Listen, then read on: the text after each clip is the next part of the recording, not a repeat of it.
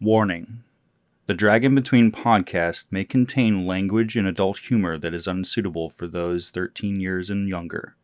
Viewer discretion is advised. You're listening to the Dragon Between podcast, a 5th edition Dungeons & Dragons campaign that takes place in the Eberron pulp fantasy setting created by Keith Baker.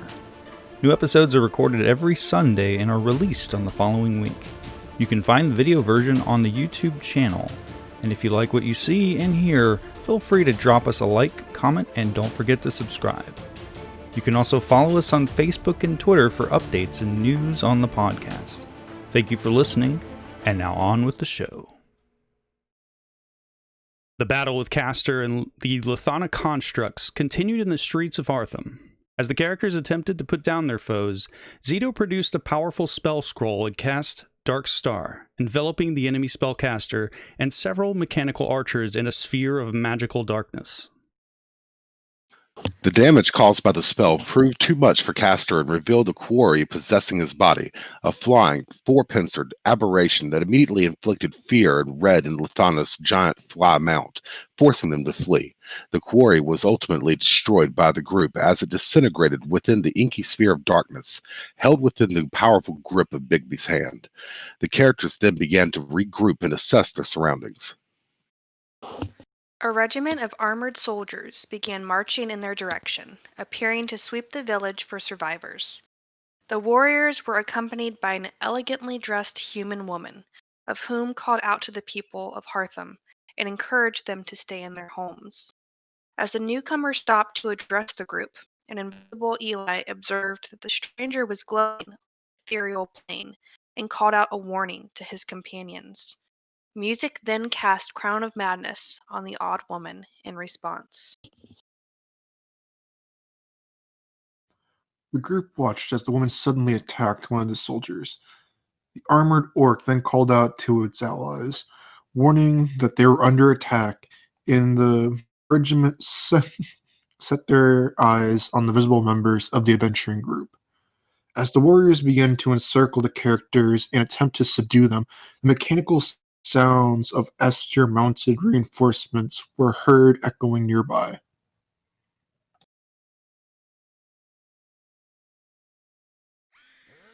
And I believe we had just finished a round of combat. And this occupying force began to encircle all of you again. And you all heard the sounds of battle.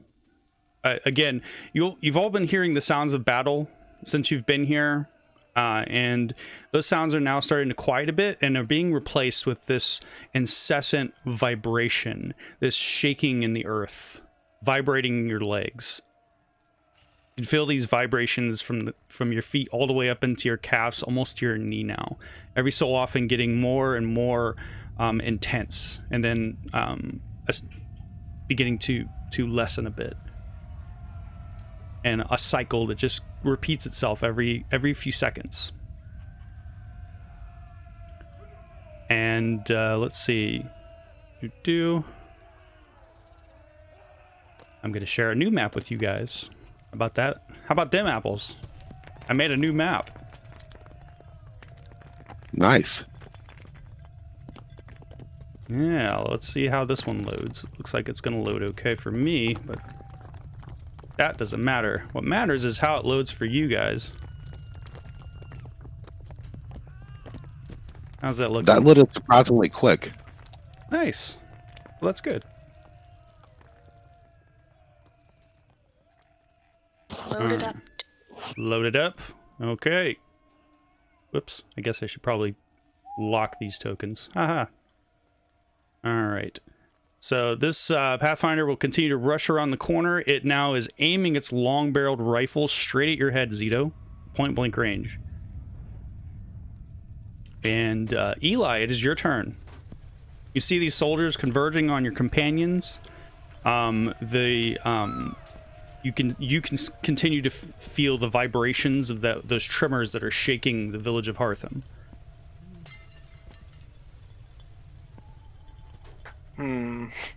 Also, there is a weird whining noise going on with your microphone. I don't know what that is. You're getting like interference. Yeah, you're getting interference on your microphone. It's like a high-pitched whine. I don't know if you've got like speakers close to your mic or what.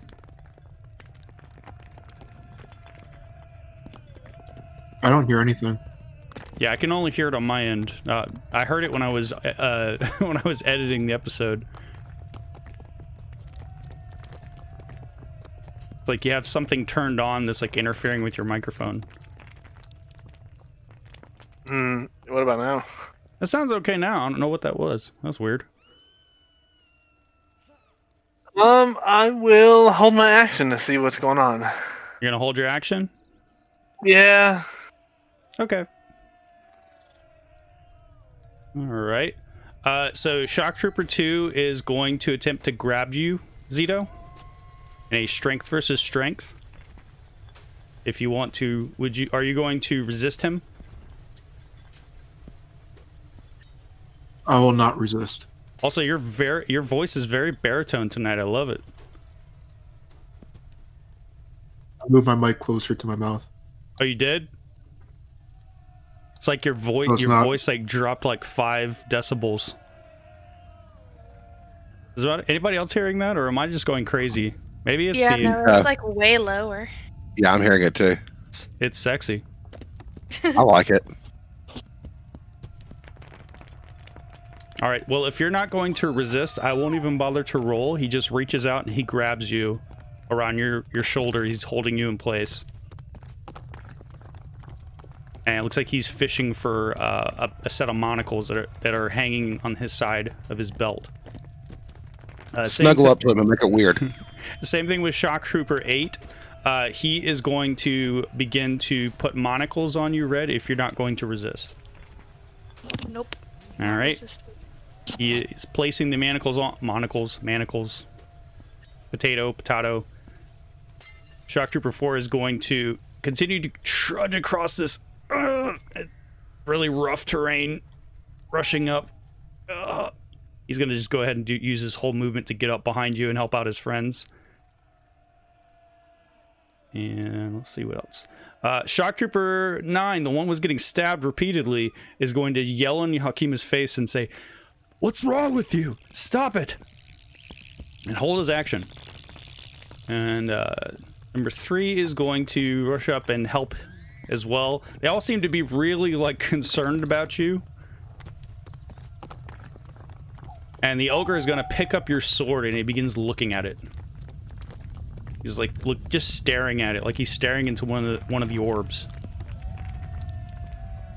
Music, it is your turn.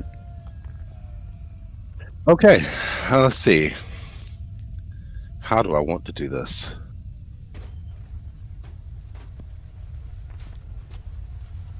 All right, I'm still invisible. I'm going to move around the corner a little bit. Okay. Right there, out of sight from everybody. All right. You can roll a stealth check if you like, but you're so far away that none of them would know. Unless you rolled a natural 1, they wouldn't know you're over there. Okay, I'm gonna cast Minor Illusion. Okay. Well, keep in mind you have to see where you're looking. So right now you have a wall in your face, or in your way. I'm not casting it on them. I'm casting Minor Illusion to create a sound effect. Oh, okay. Right in my location where I'm standing at, they're gonna hear a voice scream out, "Die, you shogunate dogs!" and a loud boom afterwards. At which point, I'm dropping the Crown of Madness and my visibility, and I'm gonna come flying out onto the ground. Okay. Make a performance check.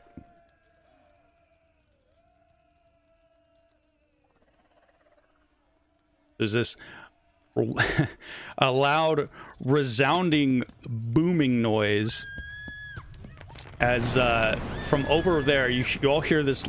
Everyone around you, all of these individuals turn to start to look in that direction as there's booming noise and someone yelling, "Die, you shogunate dogs!" And then suddenly music comes into view. Do you just prostrate yourself flying on the ground, like throwing yourself flat?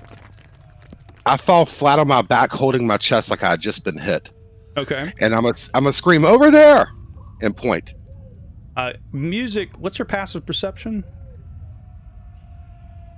I don't even know what my passive is. Let me see. Your passive is 16. Okay, so when you do that, when that boom goes off, you hear the sound of a diminutive voice, muffled, coming somewhere to the northwest from you, not too far away, possibly within that building that's currently smoking and crushed in one section of it, affected by the Dark Star spell. And you can hear someone saying something muffled from within, and it sounds like someone is calling out for help. After I yell, he ran that way, I'm gonna also yell, quick, there's people in the building trapped. Okay. And I will end my turn laying on the ground looking bewildered and scared. Okay. What about you, Red? It is your turn. Technically, we're still in combat, so I'll continue to go through initiative until you guys decide as a group what you want to do. Right now, this guy has slapped manacles on your wrists, so you are currently restrained.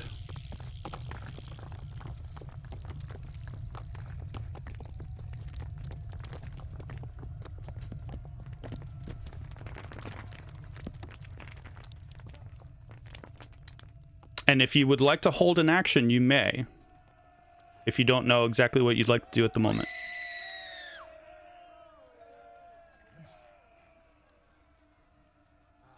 Uh-oh. Did we lose Ashley? There we go. Sorry, I don't know. My mic's weird sometimes. That's okay. So I'd look up around me. I'll have to repeat myself at the shock troopers and be like, "This one will stay here bound, but please save them." And gesture towards the building. If I could maybe try to persuade them as my action. That Go ahead. I'll stay here. Go ahead and roll a persuasion check with disadvantage. Okay. So these turds. I wasn't even doing nothing. Persuasion. These turds. Why is it not letting me? Oh, there we go. You can't blame them. You look intimidating. So the one that put the monocles on you just sort of looks at you and he says, "Quiet. We'll take a look here in a moment, as soon as we sort this all out. Do you know anything about that thing?" And he points beyond now to the west, not too far away from you. You see that hulking earth elemental who is currently having a fist fight with the other ogre. This one knows nothing of magic. Well, tell it to stop beating our friend.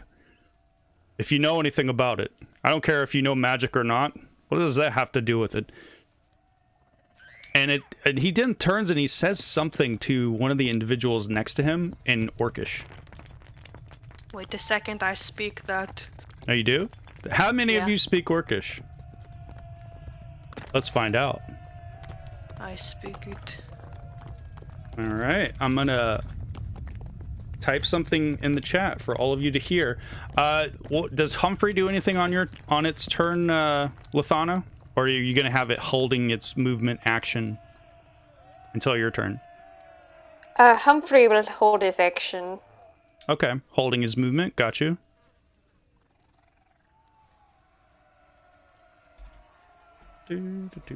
All right, yep, that's what you heard, Red. You're standing right there. He said it in a hushed tone, but you were so close that you heard what he said. Haha. Who's that? Okay. Okay. And then this one is going to give that thing a wide berth, using its full movement and action to get over there. And the rest of the shock troopers are going to continue to converge on all of you. This gentleman is going to rush forward and stop with his rifle at the ready. He starts looking towards the house and looking up at the damage from the northwestern corner of the roof. And Lithana, it's your turn. Alright, Lithana will get off of Humphrey. She will lay prone on the roof. Okay. And she'll kind of skitter her way over here. Okay. So you're trying to hide, or are you using the hide action? No, I She is just trying to be out of sight for the moment, and Okay, then so she will cast so you're disguise not self. so you're not hiding. Gotcha. She's trying to be Okay. kind of stealthy, so You could roll a stealth check if you like, if you're not taking the hide action. okay. If you're trying to stealthily duck down. There are 3 people just below you. Go ahead and roll a stealth check. Okay, that's a 28. Without making a sound, you're able to slip off of Humphrey and move over on your tummy over to the top of the this little bit of a tower. Now, Okay, she will. Go ahead. you said you want to start to use disguise self as your action, correct? Yes. Okay. How long does it take? Is it like 6 seconds? Instantaneous? I think it's one action. Yeah, if you click on the... Yep, one action. One action, gotcha. Okay. And what are you turning yourself into? I will look like a brown-haired villager, human villager wearing tattered clothes. Okay. Human. Human, gotcha. Yes. All right. That all you do? Do I still have movement, right? Well, I would say it took half your movement to dismount Humphrey. And then you moved 10 feet. Right. She will move to here. Okay. Now you're perched precariously on the edge of the top of this little tower. And if she has a kind of bonus action, she will just yell out, "Oh my, what is that elemental? What are you doing with my friend Red? She has helped save the town." Okay. And I will end my turn there. Make a deception check with advantage because you have disguised yourself. Okay. Okay. Good to know. On Hakima's turn, you said that you dropped Crown of Madness, correct? Is that how that works? Yes. You can just drop that? Sure can. It's a concentration spell. Okay. So Hakima, who with a bloody murderous rage in her eyes, suddenly blinks her eyes a few times, and she just sort of sways. And, oh my! And the armored orc soldier in front of her has his arms raised up in a defensive stance, and he slowly starts to put his arms down and says, "Ma'am, are you all right? I don't know what's going on, but you just suddenly attacked me." And Hakima looks around and says, "This will not do. Are the Outriders nearby?" And that's all she can do on her turn. She appears to be holding her action. Zito, are you going to continue to allow these gentlemen to corral you? Yeah, there's no point in fighting. I don't think Okay. Zito will do. Oh, Okay. well, Zito can get away, but he's not going to waste any resources doing that. Okay. Shock Trooper number 7 is going to put manacles on you. Armored Carrion Ogre number 1 is pissed, and he's going to try to punch the Earth Elemental in the face. Can you share the stats for the Earth Elemental again? I certainly can. There you go, Zito. And let's see. Yeah, first he tries to bite the elemental in the face, but misses. He then rears back his fist, and tentacles burst out from the skin underneath the armored plates. And he is... Oh, that's a natural 20. A critical hit on the Earth Elemental. Let's see. 0 damage, because apparently the Earth Elemental is resistant to whatever is happening to it. And it succeeds on its saving throw, so it will not be doing anything. That does nothing. The creature is not poisoned. It is resistant.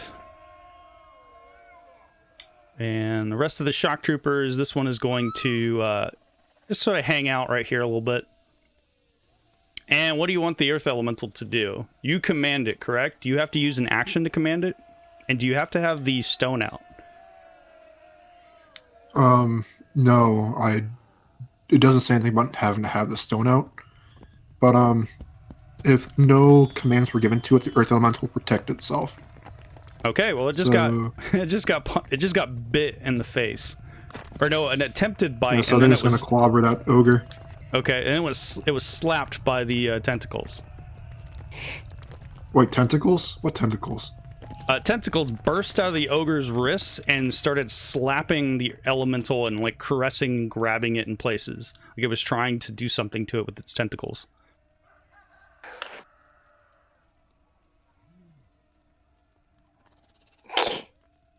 Everybody is laughing in the chat. Oh, that's a miss. The slam attack. The Earth Elemental seemed to be a bit distracted by the sudden eruption of tentacles. It is becoming a hentai all of a sudden. And then misses with its second slam attack. Alright, and that'll be its turn. Okay. It also looks like it doesn't have an initiative roll yet, so can we get that fixed? I certainly can. Let's do that. Boom. I created an initiative roll for it. Okay. So right now the Earth Elemental and the Ogre are, I'll say they're in combat, so unless you guys are taking combat actions, you guys are all out of combat. Okay. So we're just going to say that the Ogre and the Earth Elemental are razzling against the side of that house. They're having an epic showdown of a test of feat, a test of strength between one another.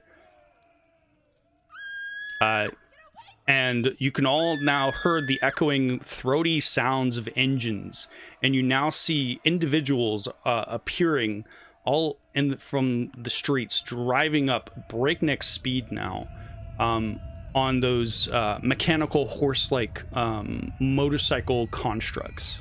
And you see warriors in splint armor. Most of them appear to be orcs, some of them half-orc.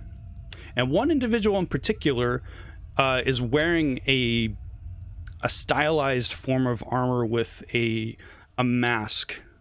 It's almost like a horned mask, a very familiar looking mask.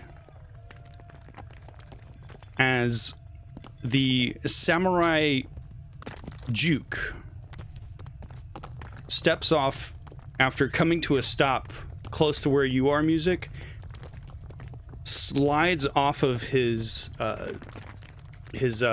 ester and pulls his sword at the ready, and he begins gesturing to the other men and says, "Gather them around.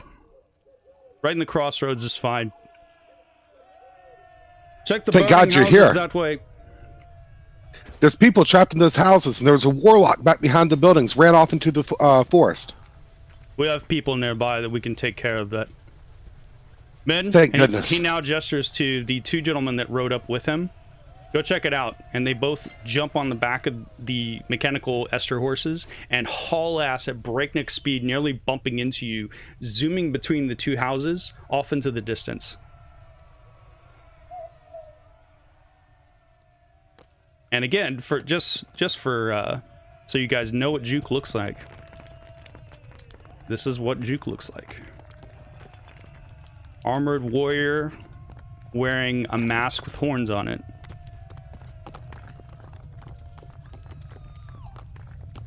The elemental punches it. He clocks you. He begins walking up towards this cluster of individuals. Let's make a strength versus strength on this ogre and this elemental to see what happens. I'm just curious to see if this ogre can actually overpower the elemental. So if you want to roll a strength check for it. Nope. The elemental grabs the ogre and is now choking him out. This is all going on over there at the side of the house. I'm going to say, for brevity's sake, the soldiers have all gathered you now in the center of this area.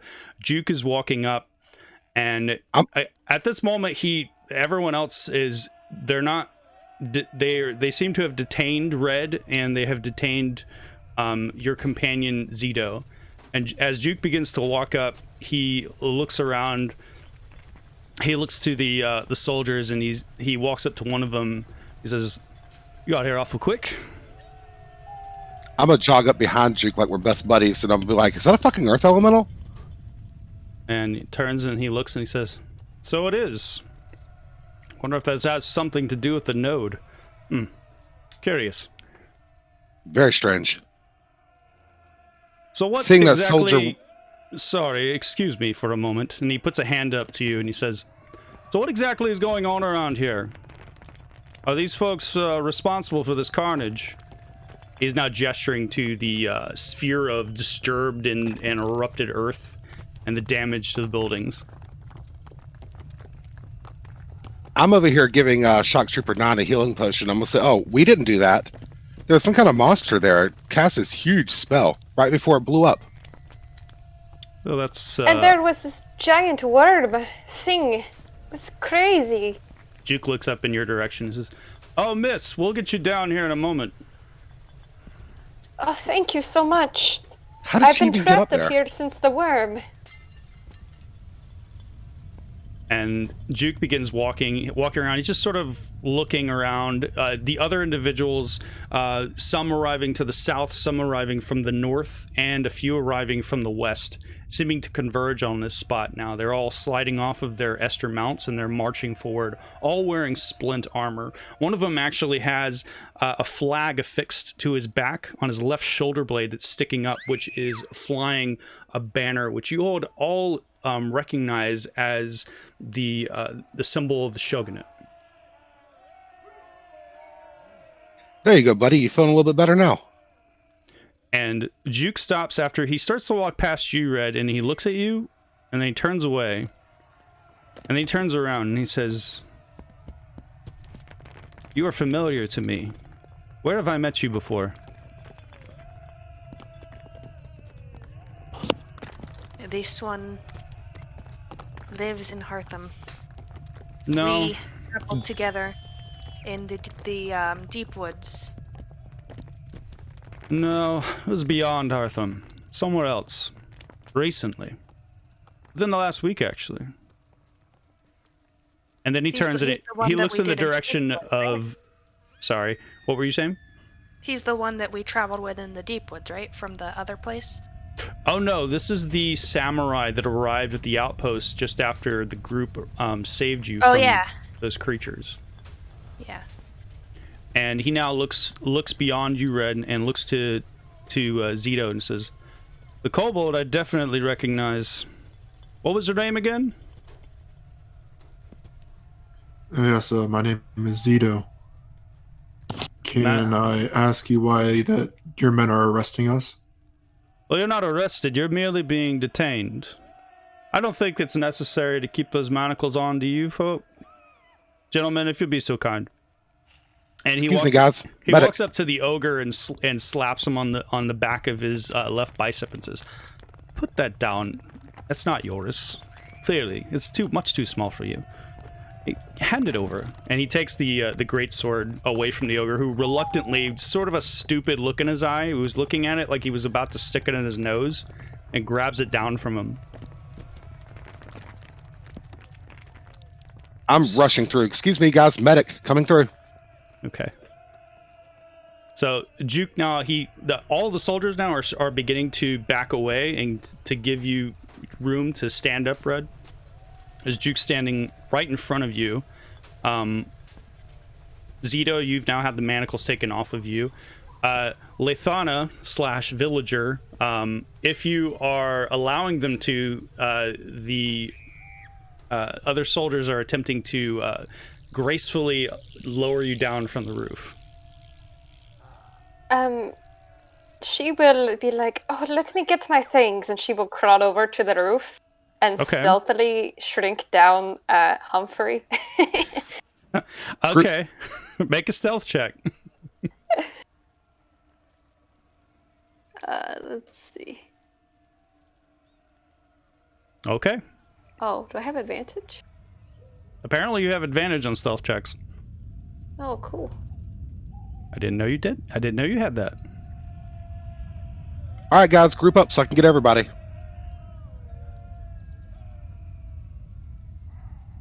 Eli, are you still invisible? Yes, I am. Okay. And The Earth Elemental is continuing to kick the shit out of the Carrion Ogre. Let's make another strength check to see if it can overpower it.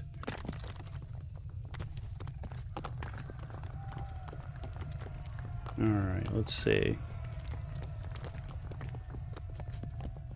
Okay. The Earth Elemental grabs both of the, or excuse me, the Ogre grabs both of the Earth Elemental's hands, wrenches them free, slams it down on the ground, and is now on top of it, holding it down on the ground. And You mind if I try to dispel that? dispel the Earth Elemental? Yeah. I don't know if you can. It's not. It is a summoned creature. I don't know if you can dispel a summoned creature. Dispel magic. No, you can't. I think it just. No. I think it just is. Like, Okay. It's Zito's friend and bodyguard until it dies or Zito tells it to go away. If I'm not mistaken. Or if Zito gets punched. Or if Zito loses gets control punched. over it. Oh, okay. Well, nobody's punched you yet. Hold on, guys. I got this.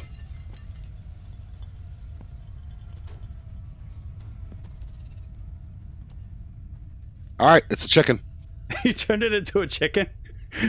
Get out of here, you. I'm gonna chase it off. Oh. I don't have a regular chicken token, so I'm just going to put Bamf, he's a chicken.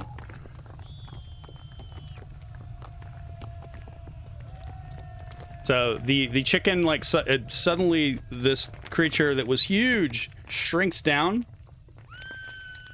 and is now like running up and is trying to kick at the ogre. And the ogre just looks down at it and it looks like it's getting ready to step on it. Hey, don't hit that. It's gonna turn back into an earth elemental. And he'll Pat him on the shoulder. It looks at you and just It's all right, big guy. You can take a couple more hits from a chicken. I'm gonna pat him on the shoulder. okay. So you're gonna grab the chicken? No, I'm gonna leave the chicken. Okay, well the chicken's continuing to in a pissed off way trying to scratch at the ogre. You guys okay over here? Just don't pay attention to where the tokens are on the map. At this point, the map is useless. So, All right, closed it. no worries. Juke looks to all of you. He says, "So, it seems that some of you have gone. It's sad to say. Perhaps the marches were not too kind I'm sorry to your to interrupt you, companions." but sorry to interrupt you, but isn't someone in that house crawling for help? I don't think we should be making small talk. Well, as I said before, most of the soldiers don't pay attention to the map and the tokens. They've all scattered. Some of them already gone in the house. And at this point, as you are saying that, people are being pulled out of the house. You see a couple of children and an older man, and the soldiers are tending to them. I'll rush over there with him and provide any medicine checks I can. Go for it. Okay. And the older man is coughing now, and he says, "There was one more of us in there." And the soldiers now turn around and sprint back inside. And Juke looks around and he continues to say, "My condolences for your fallen companions. I believe you had several traveling with you before. I forget their names, but you had a wizard traveling with you, and a ranger, if I'm not mistaken. And didn't you have a little half-elf girl, child of the woods? And then I believe Goinder was also traveling with you. What happened to all of them?" Oh, assume where's Ender at? Are you continuing as this villager? Oh, yes. Duke turns around and says, "Oh, miss, did you mentioned Ender? What was your name?" My name is Mithra. Mithra. How do you know Ender? Just out of curiosity. Well, when he came into the village, he was very good to us, but I haven't seen him. And she looks over at her companions. I need to whisper. This whole time I've been talking, and I forgot to mention to Eli. Eli, the same thing you noticed with Hikima is going. It's going off crazy with Juke.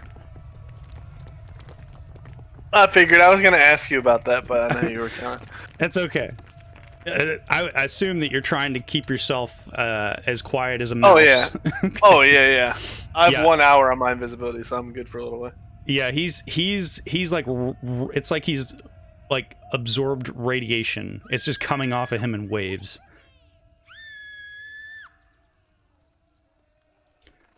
And Duke says, "Well, don't you worry about Ender, young miss. He'll be sorted out just as soon as he's done with the magistrate. In fact, if it pleases all of you, if we could all take this little reunion down to the mayor's house. The magistrate is waiting. I'm sure he would like to question all of you. The rest of the men and the outriders will continue to search the village for any of the interlopers that have been seen setting fires. Does that sound good with you?" He looks to you, Red. This one will go. And he turns and looks. "Akima, I'm sure that you can continue on without any further direction." And Hakima just bows her head reverently towards Juke, and then she continues to move on, continuing to make that announcement that she had made before, amplifying her voice seemingly with magic as she does so. And Duke says, "It's a short walk if you'll all follow me." And he gestures to the east down the road, splitting the difference between where Gutter Guts is just to the south, which is also smoking from small fires in and around the building.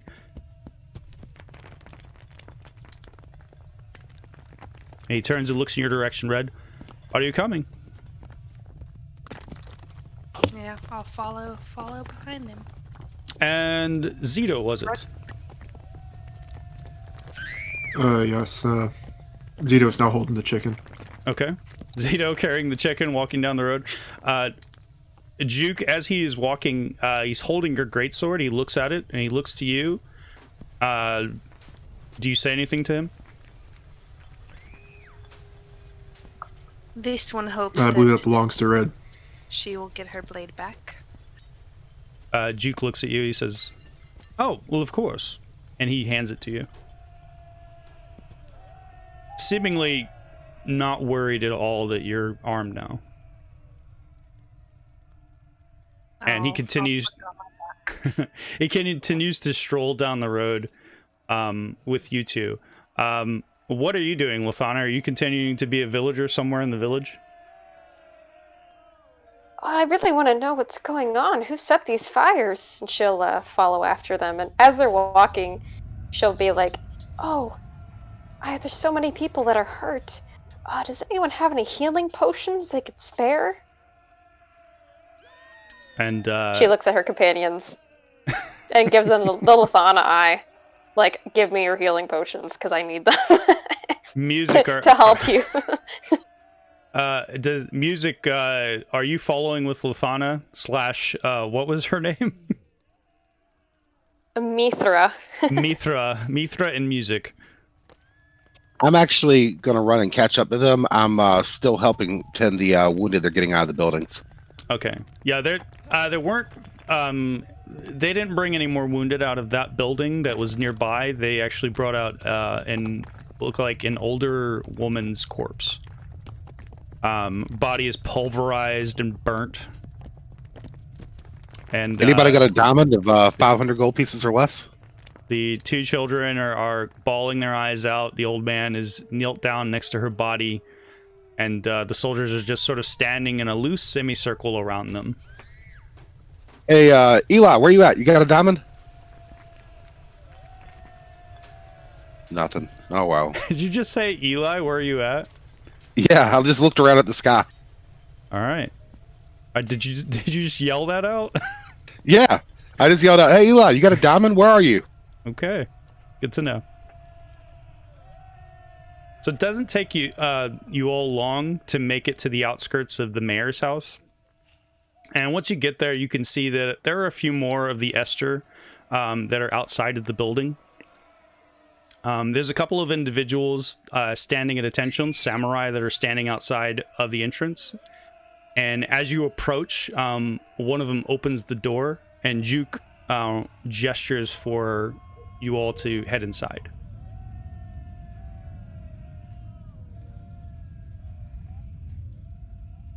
I will follow in. Lothana, are you continuing to go in your form? Or are you hanging out outside? When you start to walk up with them, the other samurai are now holding up their hands like, "This isn't for you, miss." Seeing her going, I'm gonna walk up. She's with me. That's assistant, and I'm gonna give them a big flourish and put my hand on her shoulder and walk on in.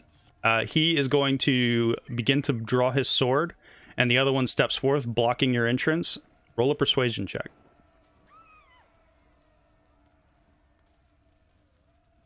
Oh, 29. What do you say? That's what you say? She is with you? She's with me. I'm gonna throw my arm around her and give them a grandiose flourish. She gives a very sweet smile. Okay. Gonna take everybody off the map. There we go.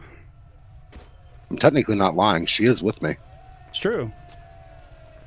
So the individuals are now stepping aside, looking at you sort of side-eyed. They're both hulking orcs, like just slabs of orcs.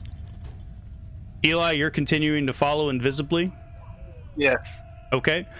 These two gentlemen have closed the door. You're standing outside of the house, invisible. Any, can I look around the house? Is there any way to climb up to the second floor so I can look out? Look in or something? There's tons of windows all around the mayor's house. So none of them appear to be open. But you could see inside. In terms of climbing to the second roof, the second floor, that would require a climb check if you wanted to attempt to do that. Or you can just fly because you can fly. Yeah, but if I fly, I become visible. Oh, that's true. Well, you can try to do the check and see what happens. I want to look around for a spot where no one's around, no guards or... if they're patrolling, as they pass by, turn around, turn the corner, and I'll be like, okay, I'm going to try now. Make a perception check.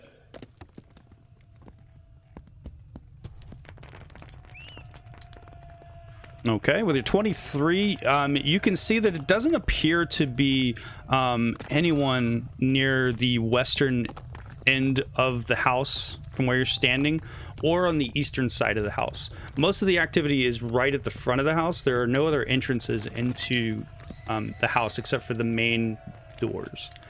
And you just see the two samurai who are standing at attention right outside of the doors, and you also see a couple of Esters, those mechanical horses which are idling nearby.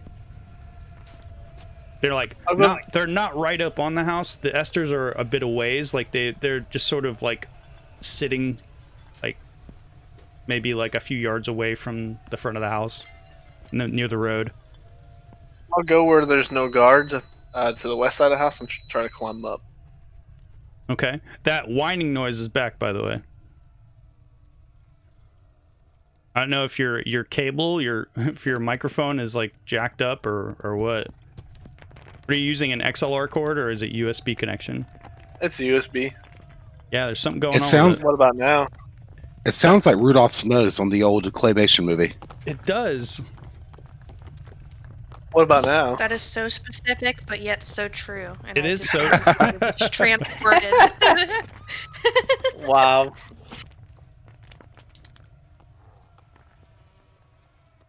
So Sabrina, if you want to whisper and ask Music if he has any healing potions, or to just outright say it, you can. She had said it on the way. Okay. Eli, do you want to settle trying to climb on the roof now, or what are you doing Sure, yeah. before we transition into the house? Yeah, I'll try to climb in now. Okay. You look and you can see that there is what appears to be something similar to a trellis on the side, but it doesn't look like it's really designed to be climbed or scaled. So go ahead and make a climb check for me. What would be climbing? Climbing would be a strength check Alright.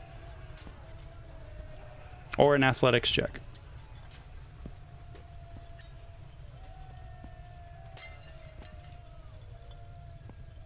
Okay. 15 is more than adequate. You're able to climb the this trellis, and you get up onto the roof. And as soon as you get up there, you notice that there is the top facade of this area, this roof. It looks off. Like as you're looking at it, your eyes are adjusting. Like it's like there's something like there. And as you kind of like tilt your head this way and that way to look to see exactly what is there, you can't really make out what it is. But it's almost as if there's a lump of something in front of you that is color-coded the same colors and designs as like the side of the top of this roof of this facade, this second floor section. You can also see that there are some windows that could be potentially open and climb through for the second floor if you wanted to. Would you like to do anything in relation to this weird lump that you see? It's pretty big. I'll stay quiet. You'll stay quiet. Make a stealth check with advantage.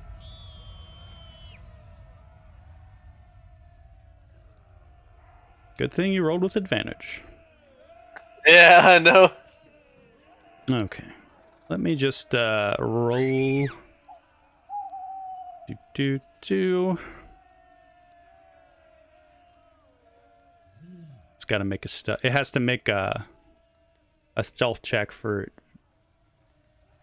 Let's say. Okay. What's your passive? 14. Okay, you suddenly see this thing perched on the roof. I'm going to share the image with you only. As it's no longer the colors and shapes of the roof. And it starts to move and look around. It is large and bulbous. Holy crap.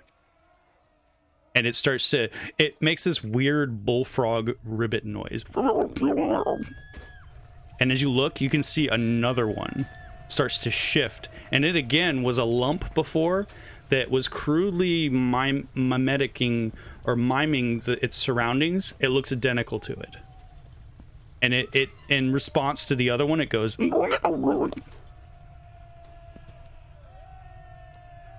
That's it. Doesn't seem to react to you. I'll try to see if I can sneak into. Is there any windows visibly open? There are none open. We'll get back to you in a moment. All right. Inside the building, as you've all been in this building before, you can all see a few of the orc and half-orc splint armored samurai who are standing at attention in rows as you walk into this place. And you can see, seated at that long table that you'd had a sit down with the mayor before, you can see the mayor, and he's sitting behind it, not sitting at the head of the table, and he's looking a bit like worse for wear. Like maybe he just woke up, and he's still wearing like his sleeping attire. And he's just sitting there rubbing his face, and he's looking at a man who is not seated, who is standing next to the table. And this man is best way I could describe him is a very handsome human male. He has golden blonde hair that just sort of cascades back from the top of his head in sort of like a flock of seagulls swoop. It's almost like a mix between a flock of seagulls and Cloud from Final Fantasy. And he's standing there. He is wearing a splint armor of his own, but doesn't resemble the samurais. He has a cloak, a multicolored cloak, which drapes over his shoulders. And he has his hand resting on some sort of a pickaxe, which is dangling from his hip. And the pickaxe has it's got sort of like a shiny mithril-like property to it. It catches the light as the light hits it. He's not saying anything. He's just looking in the direction of Austrin, and he has these two mechanical dogs that look like mastiffs that are seated next to this man, and he's with one of his hands. He's just sort of lightly petting this creature's head. And then there is another individual who is seated at the table, who now turns and looks in all of your direction as you enter into the building. Familiar to you all. It appears to be the individual that you all met very briefly all the way back in Zarashak. He was an attaché for the shogunate, a gentleman who called himself Farouk, who summoned all of you to meet with the shogun before you accepted the task to go into the marches. He turns around and looks, and he says, "Ah, we meet again. Well, at least some of you. Come in, please. Have a seat." We were just having a conversation with the mayor, letting him know that everything will be under control momentarily.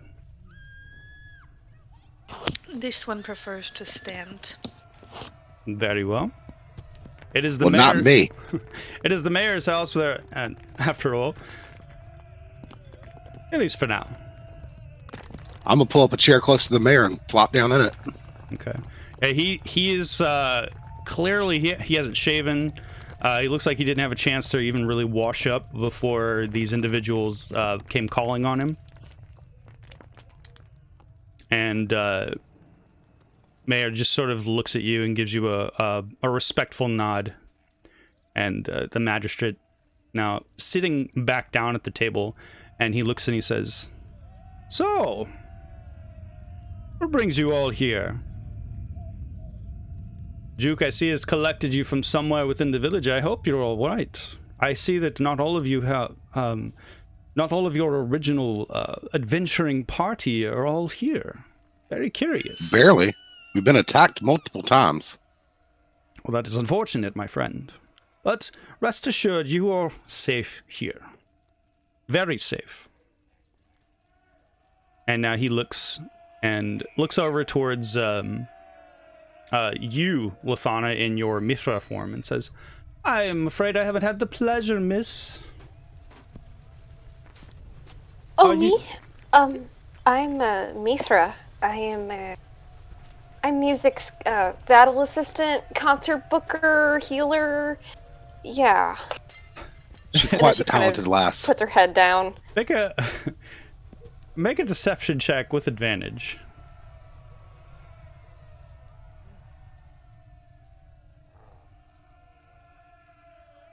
He just sort of like makes this surprise. He looks to you, Music. Well, I hope you pay her better than she appears to fare. Good lord, woman. What are you wearing? Oh, well, we had a couple battles. They were pretty bad. I was helping heal. I didn't get hurt, but, yeah. Well, that is all She looks over. down again. Don't worry. That is all over now. As soon as we have finished ferreting out all of the dangerous terrorists who attack the village, we'll be able to establish order once again. After our good friend Mr. Vaughn provided us with the information that we needed to track down some of the sympathizers that have been hiding in this village. And rest assured, our agents will apprehend all of them.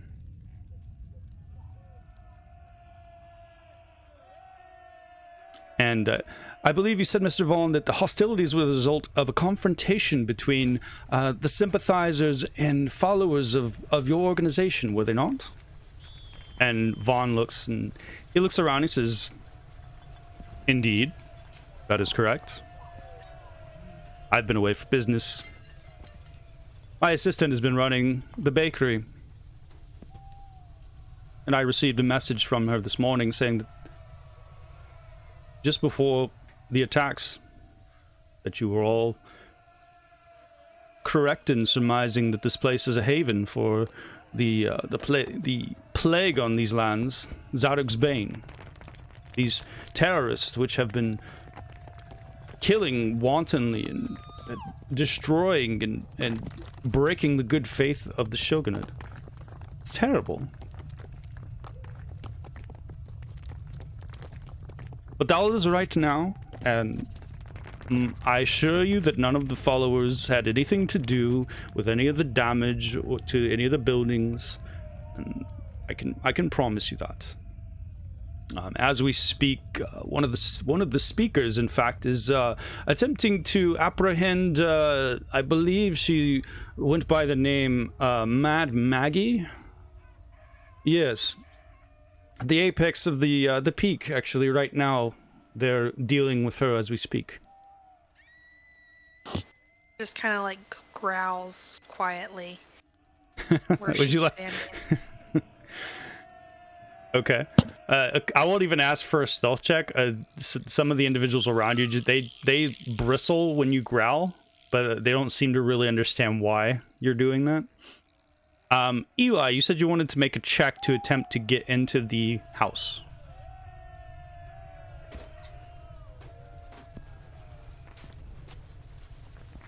Is that correct? Yes, I do. Okay. What would you like to do first? Those creatures, by the way, they have settled in and curled around like a great big Great Dane. And as soon as they stopped moving, their skin started to shift and mimic the colors around them, becoming those lumps once again.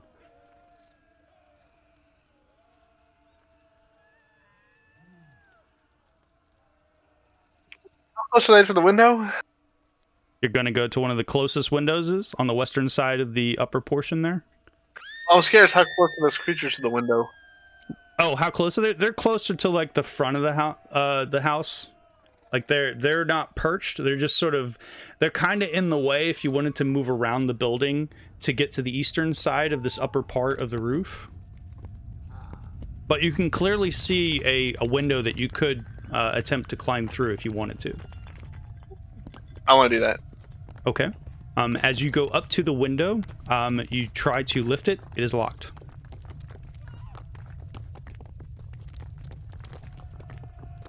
I see in the window. You can. You see a somewhat narrow hallway with rows of doors. You can see light sources. You don't see any movement or individuals up here.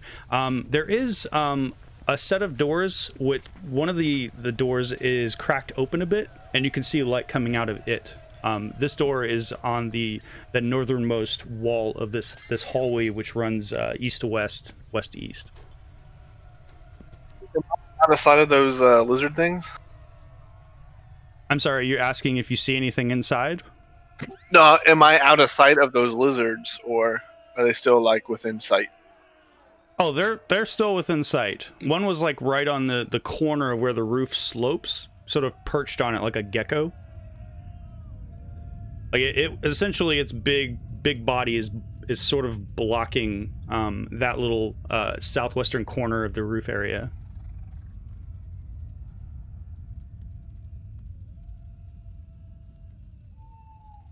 All right. Would you like some time to think about your next action? Yeah, go back to them. Okay. All right. And back inside of the mayor's abode. And by the way, those vibrations are continuing, and the house is shaking. Like every so often, it vibrates. The whole this whole foundation is vibrating. The walls are shaking, which none of these individuals seem to be worried about. They're not looking around or at the house shaking. Ostrin is. He looks, and off in the distance you hear the sound of something falling and going like a picture frame or something, and Ostrin just blast it. I'll be right back. And he stands up from the table and grabs his cane, and he begins walking away from the table. And the Farouk now looks to all of you and says, well, so I had a few questions for all of you.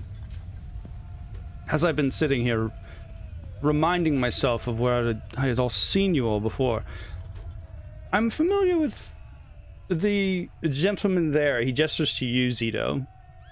Sir, if you wouldn't mind stepping forward.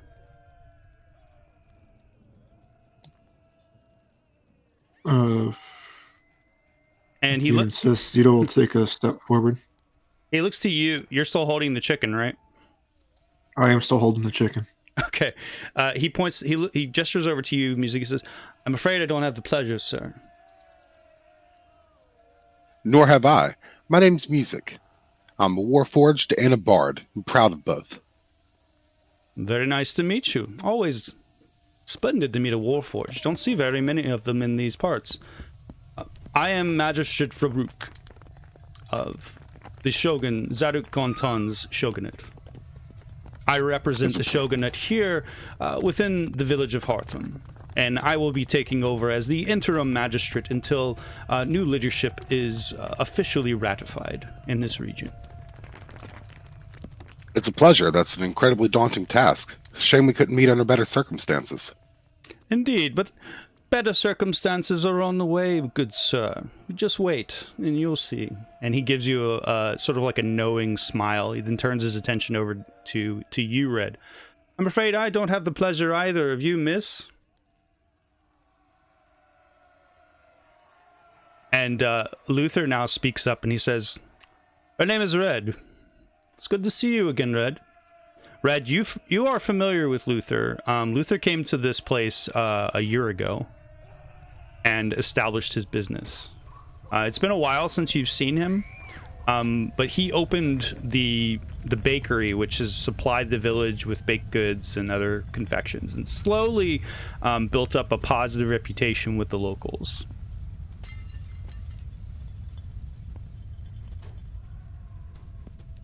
Looking worse for wear, I see. You remember Jasper and Bandit, and he gestures now to the mechanical dogs.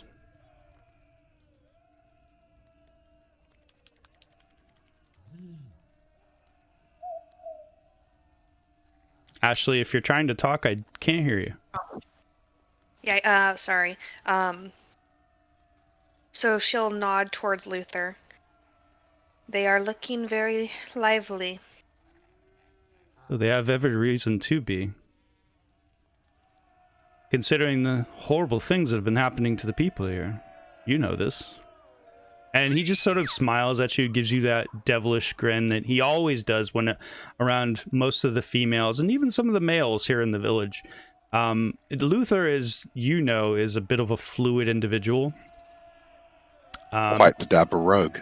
Keeps to himself for the most part, and most people don't really see him except unless he comes up into the shop. Usually he's in the the bottom part of his shop. Gosh, the word escapes me. Basement? Not quite basement. Yeah, sort of like a basement. He's usually tucked away down there, tinkering away, coming up with new recipes and confections, providing his assistants and other workers that work in the bakery with various things. And he's made a good life for himself. He is absolutely dripping in wealth in terms of what he is wearing. Very uncharacteristic of most of the people that live here in Heartham. He is one of the only owners that wears his wealth on his sleeve, so to speak. This one is quite worse for wear. It has been an unfortunate day in Heartham, for many reasons. Well, rest assured, Red Deer, we'll have all that taken care of in no time. And the magistrate now looks over to you, in your direction, Zito, and says, "Getting back to my line of questioning, what was your name again, sir? Zito, was it?" Yes, my name is Zito. Zito. Now, I really only had a couple of questions for you. The first of which, are you all right? Do you need anything? No, I believe I'm faring off fairly well. I kind of a bit uneasy about all this vibrations. Is there some sort of earthquake going on? If so, it's been happening for a while. Oh. Mr. Vaughn, you mentioned something about the node. And the blonde-haired human now says, "Oh, yes, that is a side effect of summoning the other followers. It'll go away eventually. Don't worry about it." And Firk nods his head, turns his back to you, Zito, and he says,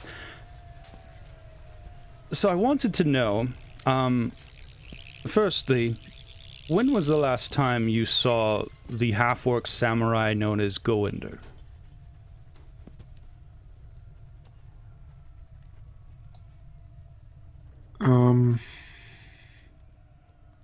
It must have been about a week and a half ago. Oh, a week and a half?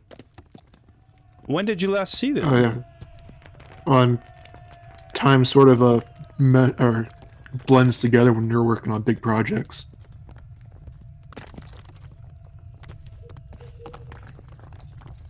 Yeah, so the last time I saw Ender was when we were drinking together in Gutter Guts. We had the Hero's Blood. And then and the day after that it was the race, and that's the last time I remember seeing Ender. Goinder.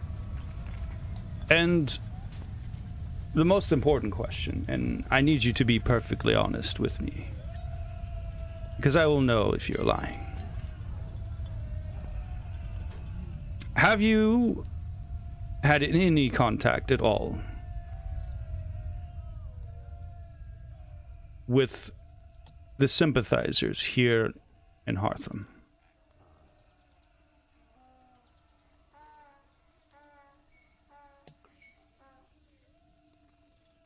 Do you know By sympathizers, you mean what's they're called? The Bane?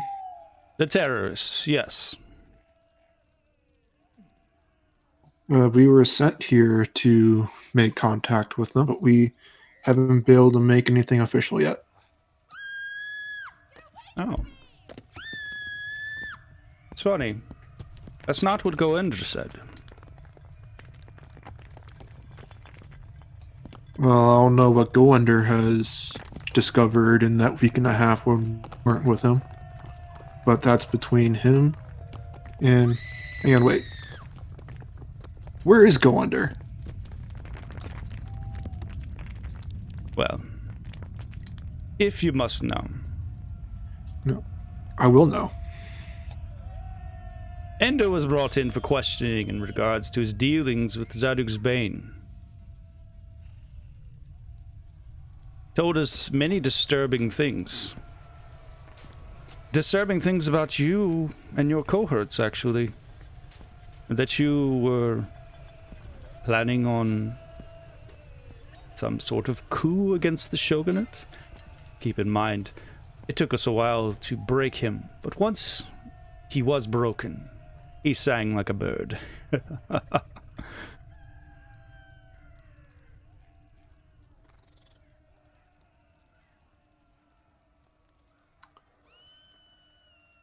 Where is Ender now? Oh, he's somewhere. He was released, was he not? And he's turning around, looking at some of the various samurai in the place, and a couple of them are starting to chuckle. Just sort of a cacophony of light chuckles from a few of the samurai. Juke, however, he is not laughing. He is standing at attention and resting on his sword, not saying anything.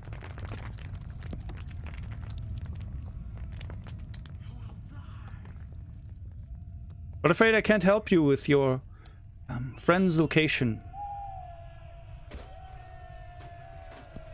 But that is not what is important right now.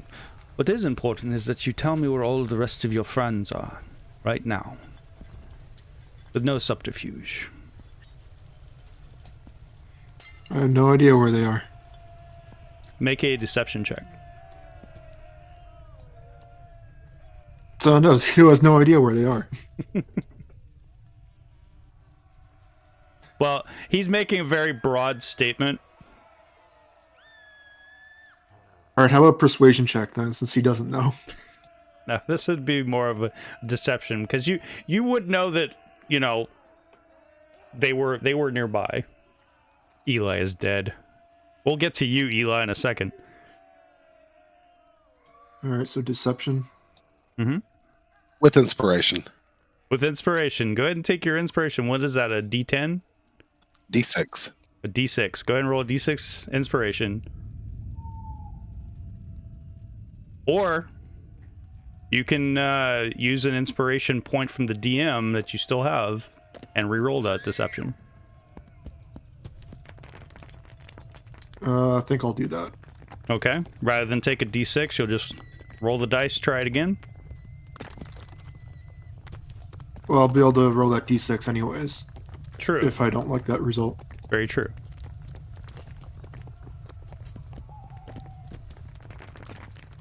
Ooh, a 19. And we'll settle the deal and roll another d6. A 20. So that'll be a 20. Okay. So he looks to you, and he's continuing to grin like the Cheshire cat. And he just sort of looks down for a moment and he says, "That's no matter. They'll be sorted out soon enough. But for you, my little friend, I'm afraid that your time in the service of the Shogun has come to an end. I'm afraid that, unfortunately, based on the knowledge which was provided to us recently, and what we have learned through breaking your friend Ender, we have discovered that you have broken the covenant that the Shogun made with you all, and unfortunately will not be able to continue to work for us, looking for the individuals that we sought. I apologize for wasting your time. That is it." Wow, you got fired, Zeta. Alright, bye. I guess you'll just walk out the door. Had it with this place anyways. As you turn to start to walk away, the samurai begin to step into your path. Oh, you're not free to leave. Can I throw the chicken at him? You want to throw the chicken at him? I'll throw the chicken at him. Okay. You're gonna throw the chicken at him. Okay. I'll tell you what. Make a strength check. Throw it hard. Let's see how far you can throw him. I'm gonna say that you're not even anywhere close to him. You were going towards the exit, correct? Yes. So it's a bit of a a stretch. Let's see how far away he is. How many people are in this room? 20, 25, 30, 35, 40. Yeah, he's like 45, 50 feet away from you. So unless you roll really well on this check, chicken's not going to go far. How many people are in the room with us? There's several. If you want an exact number, we'll find out when a fight breaks out. If you throw that chicken, I'll cast confusion at the same time. Can I instead throw it at one of the people who are blocking me? You're going to throw it at the guy in front of you? Yes. Okay. I think it'll be a bit of an... Yeah, they're right, like less than 5 feet away from you. So it'd be easy for you to toss the chicken up in the air at them. But just for ha-has, roll a strength check anyway to see how far you throw them.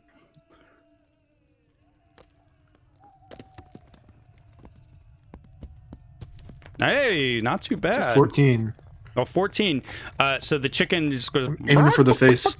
And it plants in the face of this guy. He raises his hands up to try and fend off the chicken, who is now like flapping its wings and kicking its legs. Did that chicken take any damage when it hit him? No. Ah. I'm sorry. Yeah, it did. I hit it with vicious mockery. I insult the chicken. You insulted the chicken? Okay. Yeah, it took some damage. Okay, so your vicious mockery is a save. Wow. Is a save, correct? DC 17. DC 17. What save is it? Wisdom. Wisdom save. Okay. It rolled a 2. That's an earth elemental. Okay. So the chicken was flapping around in its face, suddenly becomes an earth elemental, and boom, knocks this guy flat on his ass. And there's an angry ass elemental in the room. I need you all to roll initiative. Derek, are you there?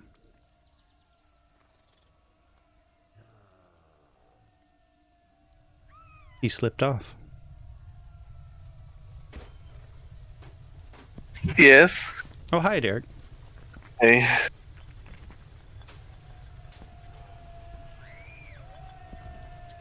So did you decide what you're doing, Derek? You're gonna sneak in the house? Yeah, I'm gonna try to sneak in the house. Okay. Potato. Potato. I'll tell you what, why don't you go ahead and we'll just say that you were able to get in. We'll say that you were able to figure out how to get in. You decided how you're going to get in while everybody was having the conversation downstairs before the fight broke out. So yeah, I was gonna use trimmers to like distract, like, so they couldn't hear me, and pull up the windows hard as I could. Okay. What were you trying to do? You're waiting for the trimmers? Yeah. Okay. So you're trying to force the window open? Yeah. Okay. Using the tremors. Make an athletics check.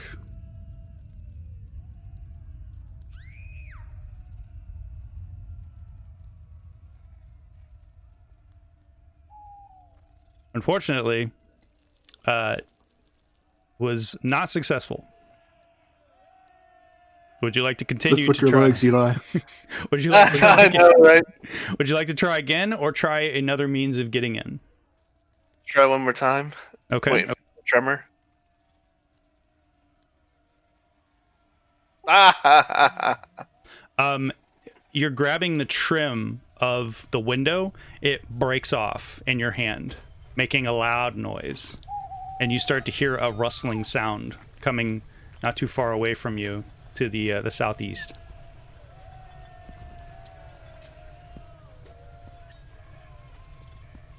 And so as you look in that direction, you can see that mimetic creature is looking in the direction where the sound came from, and its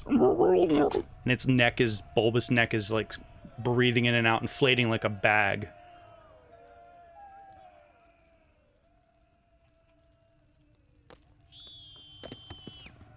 Oh well.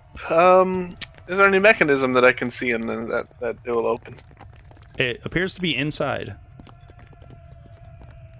Like there's a latch.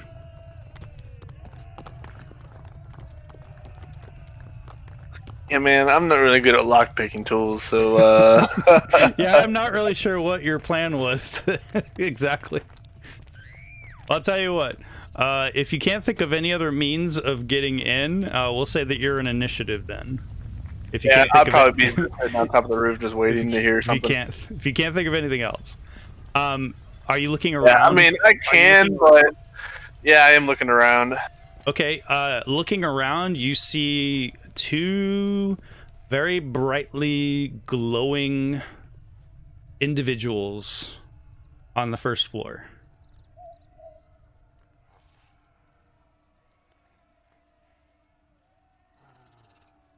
Bright, hot as the sun. It's almost painful to look at. One of them. Dang. The closest one, the closest one to you, actually, it's almost painful to look at it.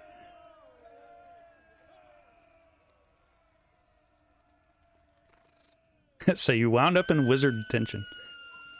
Yeah, I'm gonna wait on the roof and just listen and see if I hear anything. Because if I cast a spell to get in the house, I become visible, and I'm not ready to get visible with two big creatures next to me. Yeah. And it's Oh, you can pass me. It is now. It's sniffing and snuffling the air.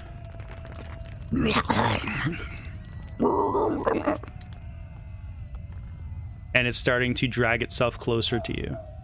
It's this horrible, Yeah, I'll head back down. distended. Okay, you want to head down? Yeah, I'll go back the way I came. Okay, make a climb check. Make a stealth check first.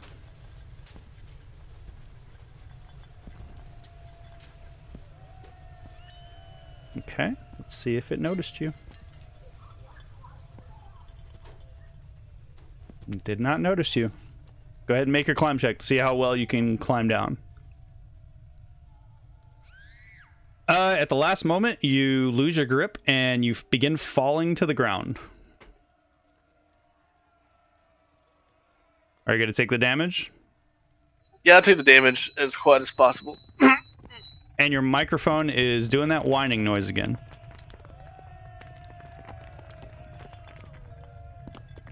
Silver and gold, silver and gold. You take 5 bludgeoning damage. I'm sorry, I forgot one.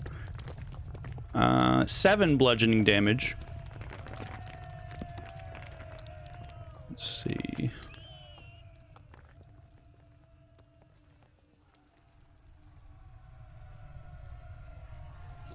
And you let out an exhalation of air, just like a oof.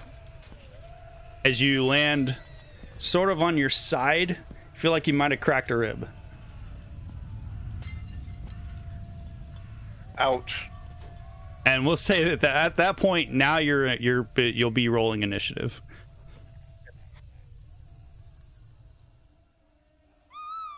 In fact, for all of you who are here, if you'd like to roll initiative, now would be the time. I think we all did. I think I'm just waiting for Sabrina and Red when they come back. Yeah, I see. Oh, I thought I already did. No, you haven't rolled yet. Oh, I thought I rolled 2. That's I think okay. it's on there. Yeah, That's okay. I got 12. No, I don't I have rolled anything. 21. Nope, don't got anything. I got. Yeah, I sure. got combat tracker says. There we go. That's weird. Yeah, because it shows they rolled, but nothing. Okay. All right, I'm going to share a map so you guys can position yourselves where you would be.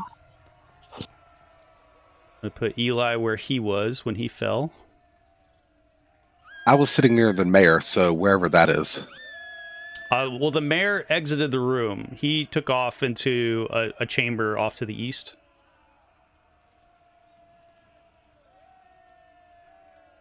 And then the door closed behind him.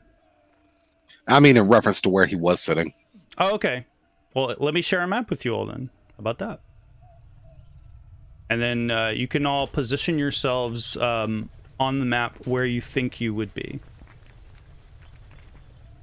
Might take a moment for it to load.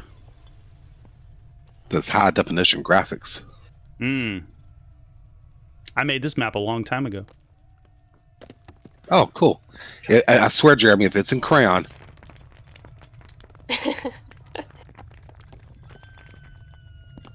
No, it is not in crayon, I promise you.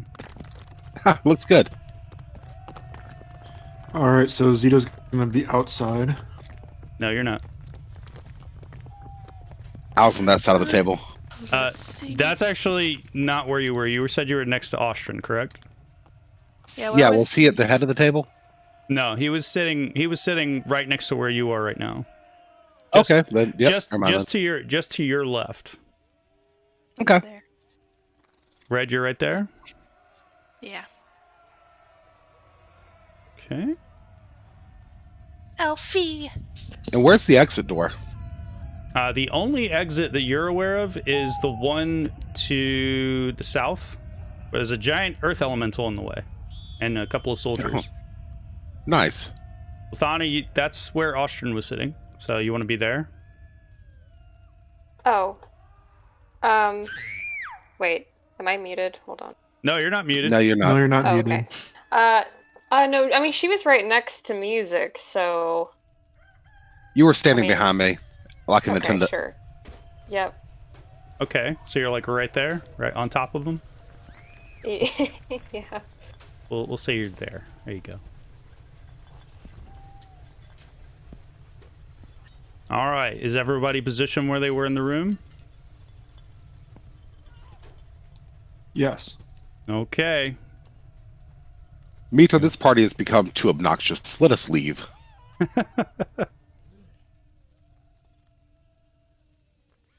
Okay, sure. Okay. And she'll pretend like she's writing down at 12:23, music leaves the room. Like she's taking down his personal log.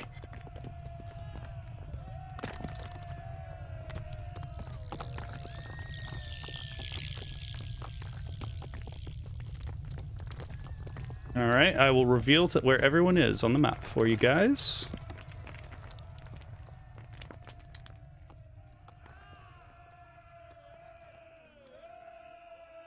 And let's have some music, shall we? Get to it, music. All right. Let me get the dubstep loaded up. Yeah, sing us out. Sick us out. All right, let's take a look and see who goes first. All right, so the orcs are going to go. This first orc, looking to you, Red, he is going to draw his blade, and he's going to have it at the ready, holding a ready action as if he were going to do something possibly towards you. He's holding his action, looking at you. The other warrior stands up and looks. He shouts something in orc that to you, Red, sounds like he shouted an expletive in orcish, and he is going to begin hacking and slashing at this elemental.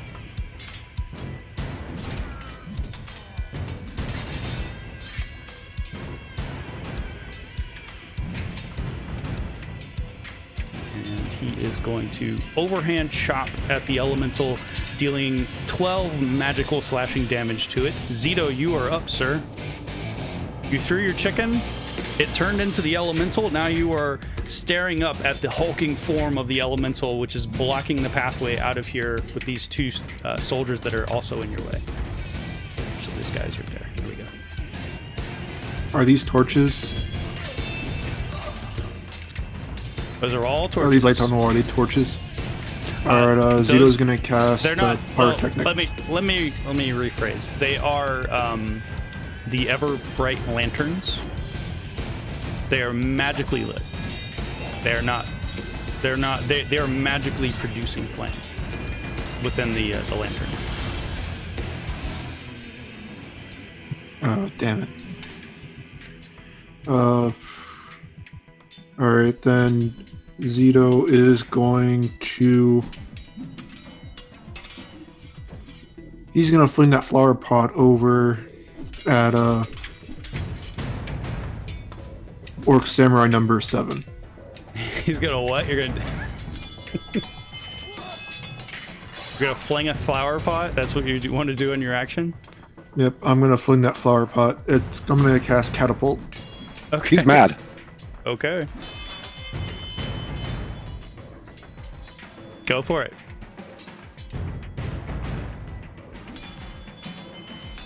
Also, shouldn't your shield be gone by now?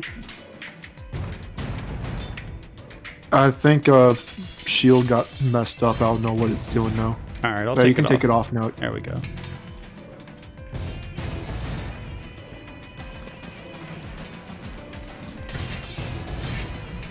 Is it going? I don't see anything going.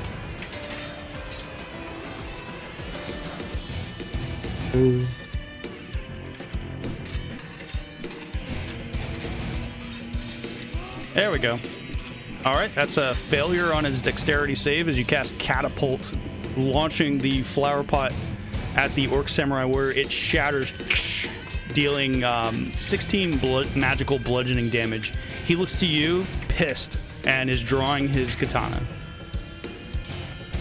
Oh, my turn. Okay. Let's see. Orc number 6's turn. He is going to, hearing the disturbance which is going on inside, he starts to open the door, sees an earth elemental there, and then closes it really fast and says, nope. Eli, it's your turn. You are currently prostrate, fallen on your bootay. I use half my movement to stand up. Okay. Any windows in there? Dude, you gotta fix your microphone. I don't know what's going on with your microphone. Yeah, I don't know either. Like, I don't know if it's just like you're switching back and forth between different sources on your computer, or if it's a combination of how you're listening to the audio. You might have to use a different input for your microphone.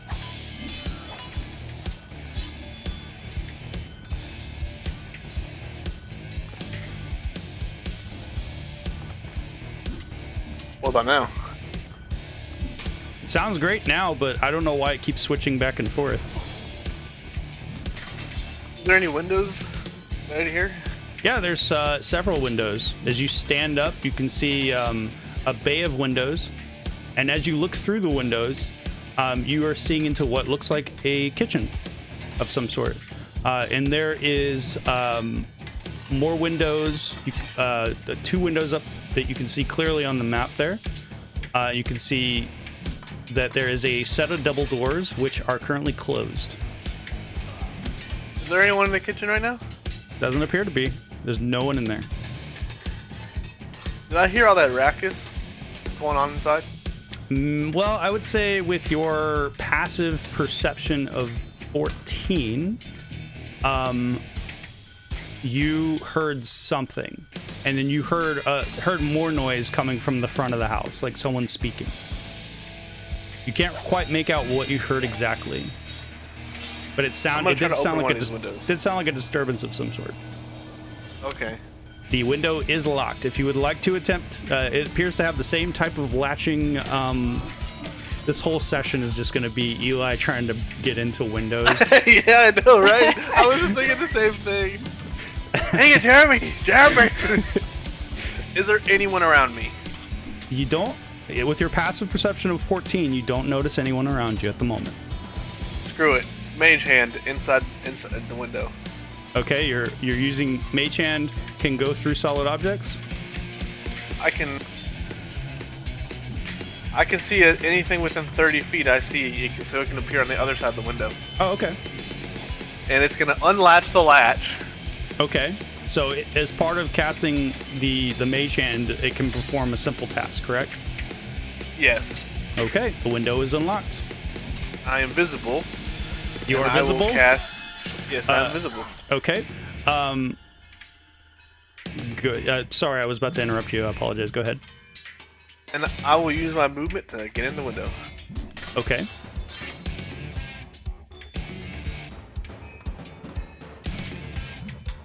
All right. Samoa. That's all the rest of your. Sorry, I jumped ahead of you. There was nothing else you wanted to do? No. I'm just doing as quiet as I can. Okay. One of these days we'll get that microphone fixed. Maybe not today. Okay. If you're trying to do it quietly, make a stealth check.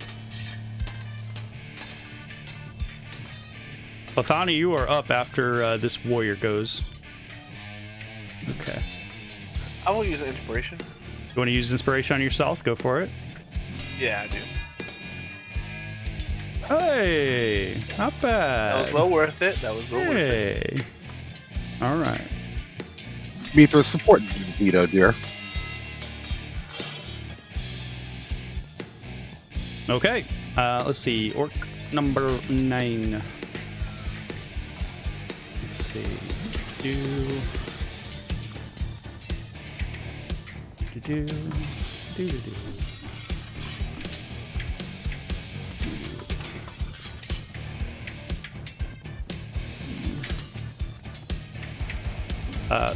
Coming. Whoops. Oh my God! Big orc. We give up. We give up. Sorry. Did not mean to do that. Delete that. Meant to do this. There we go. He comes rushing down his full speed 60. I'll say, yeah, 20. And then he had 10 more. And then, because he has the ability called aggressive as a bonus action, he can move up to his speed to a hostile creature he can see, which he does so by running up to Zito. That's the end of his turn. Lathana, it is your hostile, turn. Though. Lathana, it is your turn. Lithana cast Hunter's Mark on the Magistrate. You know what, Zito, you're right. He's going to rush towards the Earth Elemental. Okay, you're casting Hunter's Mark on the Magistrate. And she'll move up from behind music. Okay.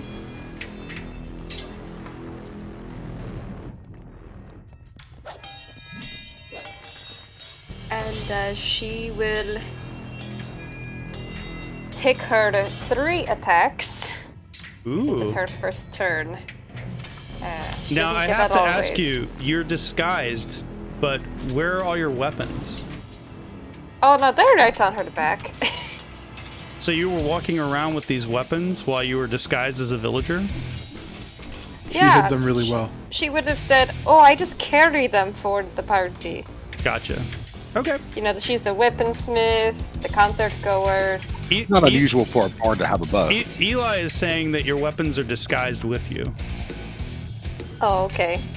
If you read disguise self, it says you and the weapons, all your clothing disappear into your disguise. Okay, so is she breaking the disguise by producing the weapon? I Good don't know. question. Just out of curiosity. This is a new thing. Let me read the spell. Yeah, let me read Yeah. the spell here. Well, you wanted to take your attack, so you can go ahead and do that. I mean, if she knew that to use it, she'd have to re-disguise herself. She would have kept it undisguised. So. Oh, okay. Yeah, she can't pull out her weapons unless she breaks. Okay. So my question to you is, you wouldn't necessarily know that, Lathana, that you would produce your weapons and that you would break it. But since you know this, I would say since you know the spell, that it's 50-50. You, Sabrina, didn't know that necessarily, but Yeah, I would say that's Lathana true. would know. So if you want to attack with anything else but your weapons, like anything you see nearby, you're gonna break your disguise self. Okay, wait. So you're saying if I use any of my weapons, I break it? Correct. Correct. Am I understanding that correctly, Derek? I'm not sure. Yeah, I think so. Basically saying all your weapons you can disguise within yourself. And if you can dismiss it, it takes an action. So she has to dismiss it to get her weapons out, basically. Is what I'm pretty sure. I think pretty much. It doesn't say that, but okay. Yeah, I mean, I would assume, especially if your weapons are disguised in your body. I mean, yeah, I would say that. Yeah, if they were disguised in your body, if you want to retcon and say you were holding on to you did not disguise yourself with the weapons on you, but. And they would pass through, like, if anyone touched her or looked at her, it requires an investigation check to break it. Gotcha. Plus, if they, like, patted her down, it would fail to the inspection. Okay. I mean, not to metagame, I will...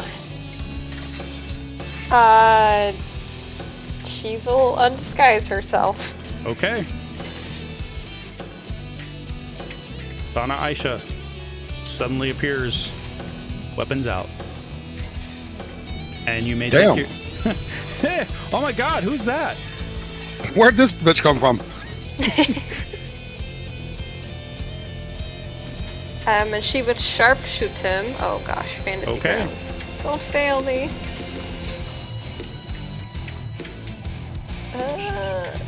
Okay, wait. Don't fail her now, fantasy grounds. That's a miss. She would shoot again. Sharpshoot. Okay. That's a hit. 23 definitely hits.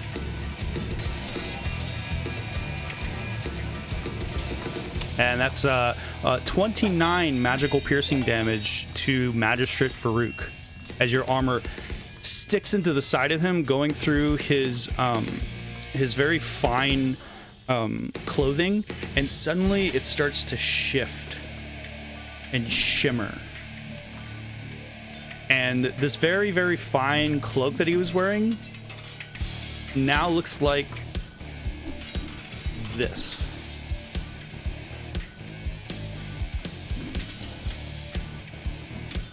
And he turns, he looks at you, and he's just grinning. All pearly whites.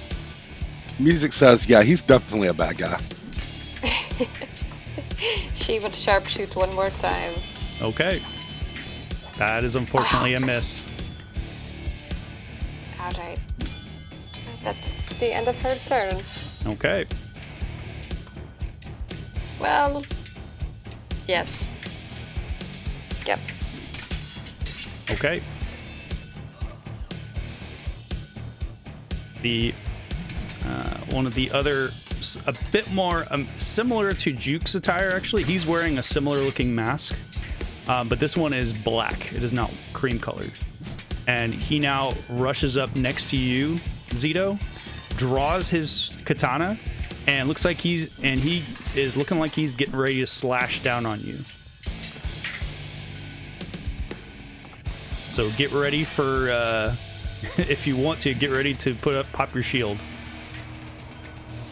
Yeah, it's a miss on his first attack. That's a hit on his second attack. Would you like to shield?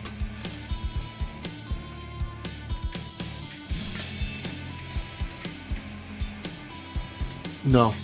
No? Alright. He rushed forth, double-handed, overhand chopped into you. You take 11 magical slashing damage, reduced down, absorbed to nothing. I assume because of your... It's from aid. Gotcha.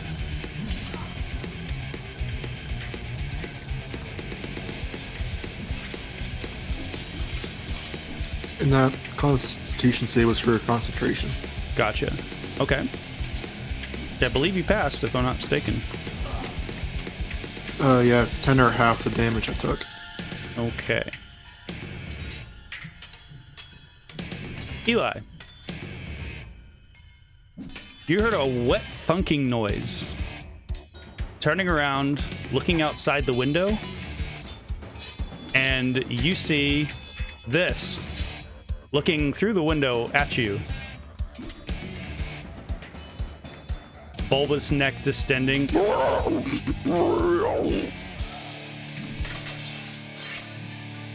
And it's going to reach through the window and try to grapple you.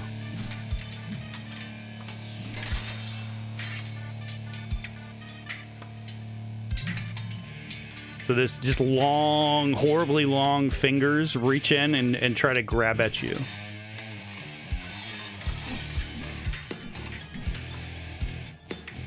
Whoops.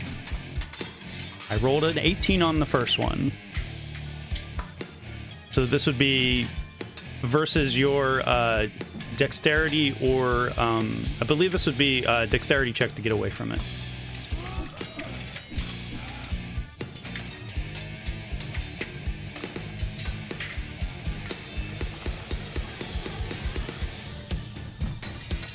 Hello, Eli. Are you there?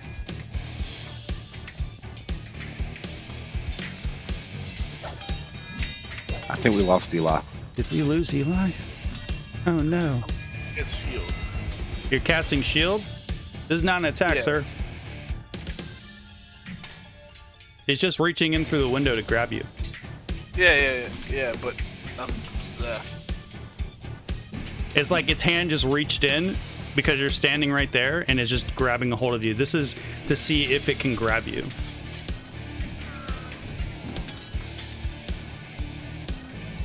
so I have to roll a what? This is a dexterity check to get away from it. To see if you're fast enough, which you are.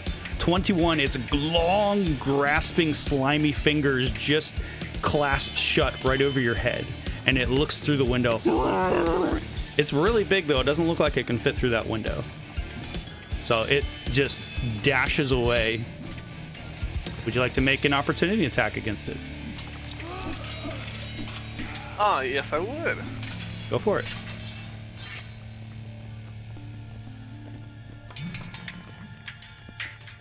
That is a miss. You should have used your opportunity to lock the damn window. And you can see now it's galloping around the yard. Like it doesn't know what to do next. And then continuing from upstairs. Whoops. You can hear, you all are continuing to hear the clumping noises of more feet as more of these samurai are coming from upstairs, downstairs now. And this one is going to move its full movement as a bonus action. Juke is going to reluctantly say, "Damn it, why couldn't you all just give up?" And he's going to draw his katana. And the katana is going to begin glowing, sort of a yellowish light. And he is going to rush towards you, Red, with his sword out. And he's going to hold an action at you. And he's going to say, "Drop your weapon. Do not resist." And he's holding his action. It's the Earth Elemental's turn. Zito. Alright, I think he's going to smash in the two, or at least one of the two orcs that are standing between him and the doorway. Okay. Hulk smash.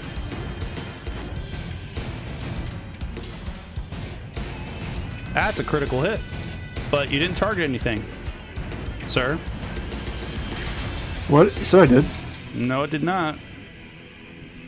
On the combat tracker, it says you're not targeting anything. You want me to target something for you? What were you trying to attack? Yeah, it says I'm targeting Orc Warrior number 3, or Samurai Warrior. Yeah, you're not targeting him. Don't know why it said that you are. Let me just drop the damage onto him manually. There we go. Now he's targeted. Now he's targeted. I don't know what was going on there. Yeah, there's weird stuff going on tonight with Fantasy Grounds, guys. Unfortunately, a second slam attack is a miss. The elemental is now crunching the floor, bashing it with its arms. And that'll be its turn. Okay. All right. Let's see. Run over here. More guys. Did Samurai number 7 never get a turn, Jeremy? Oh, he held his action. Or no, I don't think it's. His, I don't think he's had a turn yet. No.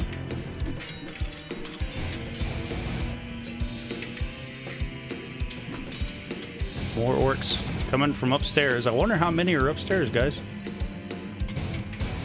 Soon enough, there'll be none. They'll go all down here. All right, he is gonna there. Looking around, sword drawn. He sees a couple of individuals standing next to a woman with their swords. His compatriots. He will rush forth, sword drawn at the ready.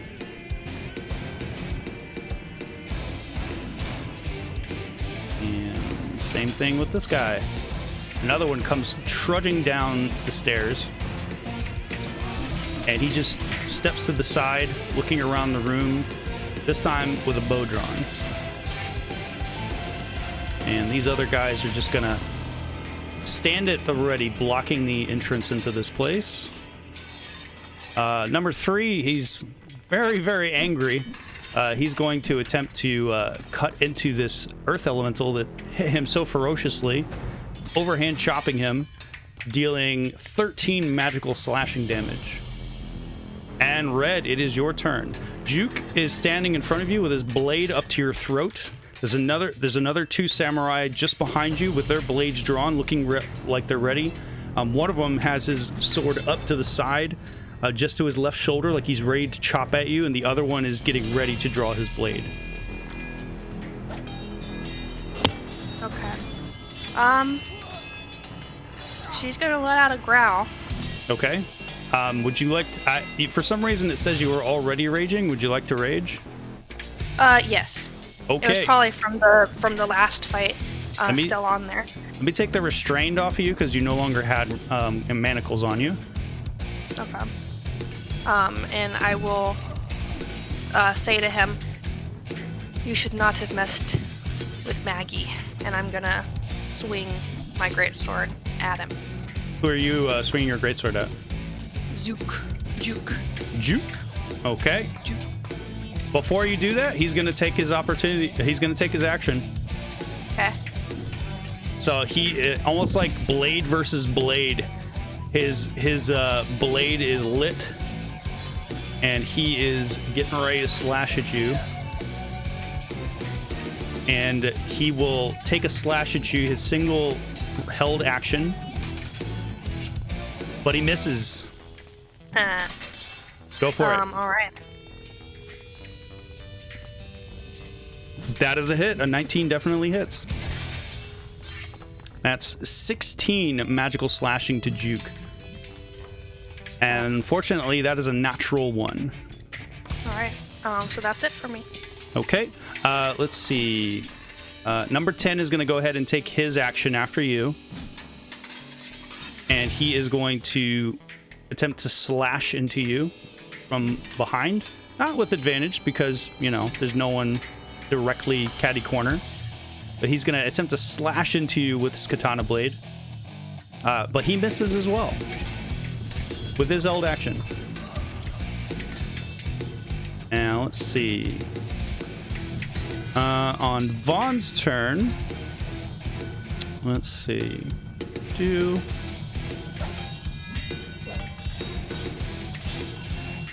Bum.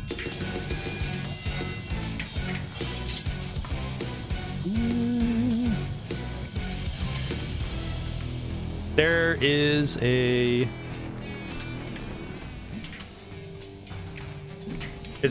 shimmer,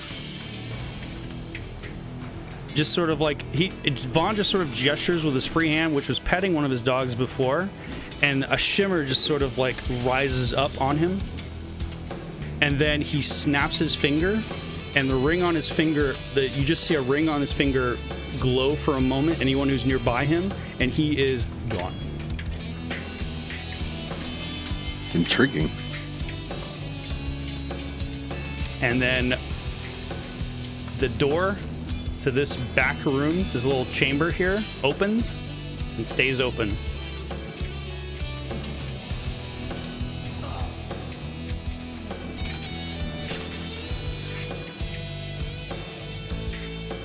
And the two metallic the steel defenders are now growling and looking around. And let's see. Orc number 7 is finally going to go. He walks up next to you, Zito, and he's going to take a slash on you.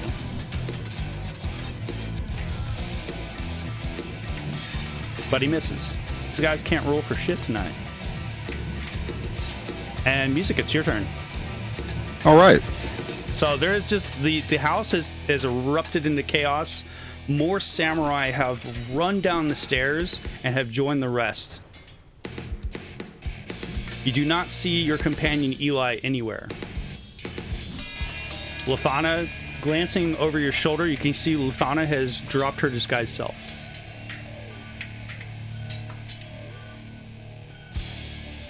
Oh, you're still... I need to take the invisible off you, don't I? There we go. Oh, yeah, I'm invisible. Music's still sitting at the table with his feet propped up, and it's going to cast Confusion. Okay.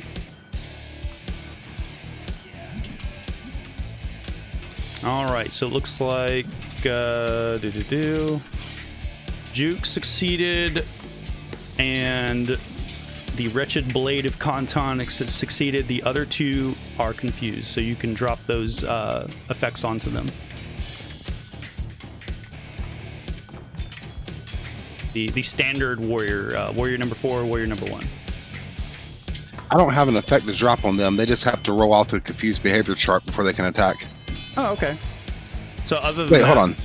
Other than that, they just stand there and they're like, bleh. No, there's a whole chart. They, when it's their turn, you'll need to consult me. Okay. I see that table, confused behavior. I will keep that in mind. And is that the end of your turn? That's the end of it. All right. Oh, what was the name of that map? I accidentally closed it, getting rid of my circle. Mayor's house. Thank you. You're welcome. All right. Upstairs. This guy's not an orc, so he doesn't have the fancy schmancy running ability like everyone else. He just appears at the top of the stairs like, oh, what's going on? And that's, does he want to double move? Yeah, you know what? Why not? Why the heck not? So he'll double move. He'll come down the stairs, and he will stand next to his friend here. We'll put him right there. There we go. He'll double move. That's the end of his turn. The defenders... this one is going to rush over towards the door, blocking the door.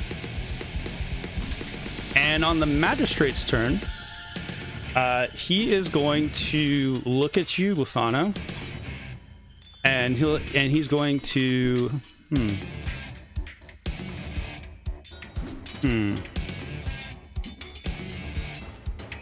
yeah, he's going to step back. And he is going to cast Shatter.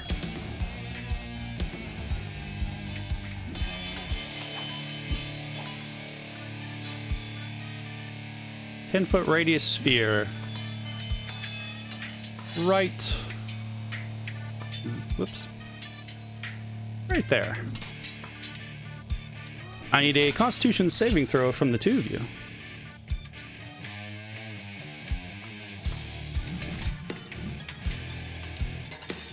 Okay. Music, you saved, so you're going to take half of this damage. Okay. I will use my inspiration to reroll. Go right ahead.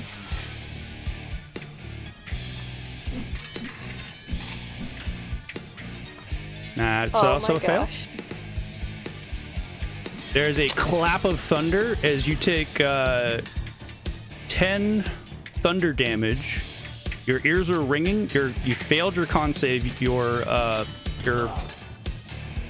spell has stopped, so you'll have to cast it again if you want to use it. I would like to cast Absorb Elements at 2nd level. Is that a reaction spell? It is. Okay, so let's read what Absorb Elements does. And is this a spell that you had prepared before this combat? This was with my new level. You cannot use spells with your new level, unfortunately. Oh. Until you have rested, you cannot use spells that you gained with your new level. Alright, no bad. Sorry. You guys got... Otherwise, I'd have the whole room dancing. Exactly. You guys are kind of got corralled into this. I won't say railroaded, but you got corralled into this. I apologize. I'm putting the pressure on you. I'm sticking the thumb screws to you. We should have just killed him in the street. Music says it out loud. Railroaded.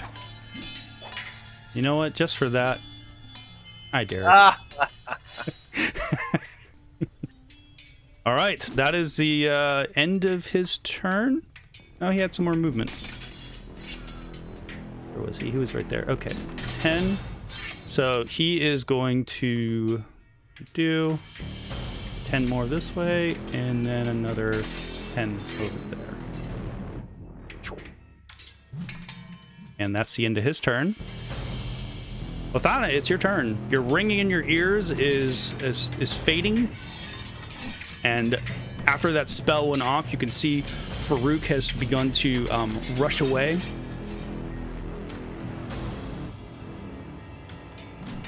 Or I shouldn't say rush away. He just sort of skids away, walks over in that direction. Looking at you and looking at your companion Music, who has his feet propped up. She will recast Hunter's Mark. Okay. Magistrate, and she will sharpshoot. Okay. Music, you're up after Lathana. All right. That's a hit. 17. And your arrow catches Farouk as he's smiling, that dumb look in his face, and it sticks him in the throat.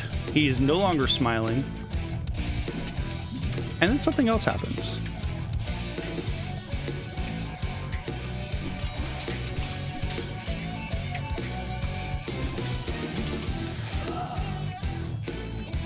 He just remove his... Well, actually, no, I don't need to do that at all.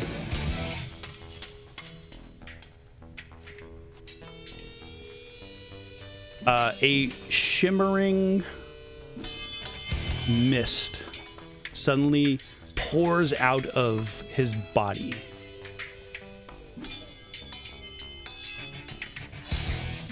Where is he at? I didn't do that. No? No, the mist was not my fault. That was not your mist?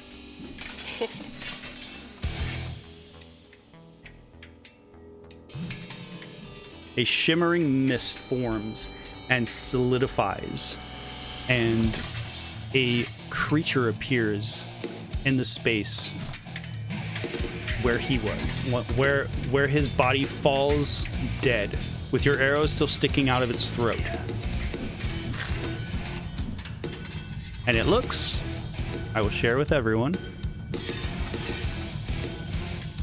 like this.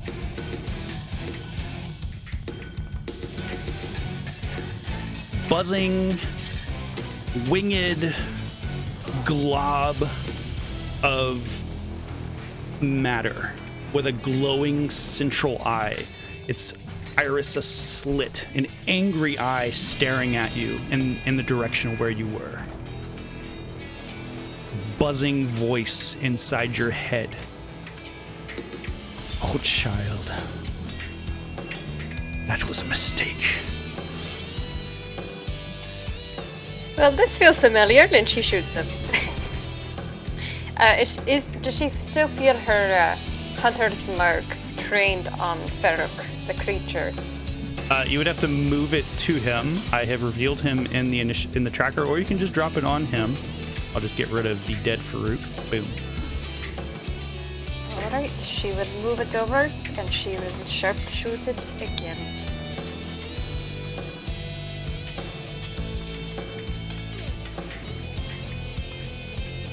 That's a hit. A 16 definitely hits as your arrow blasts into the side of its bulbous body, dealing 23 piercing magical damage to the creature.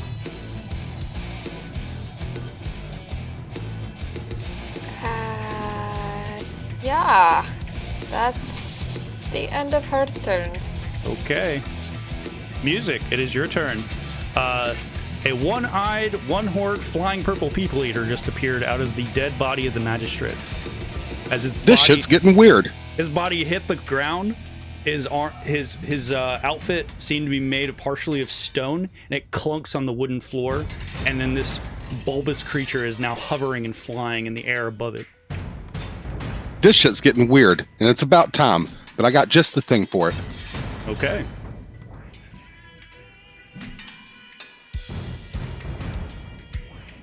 Okay. I saw a whole bunch of things rolled, so let's see what happened here. Oh, that was Flame Strike.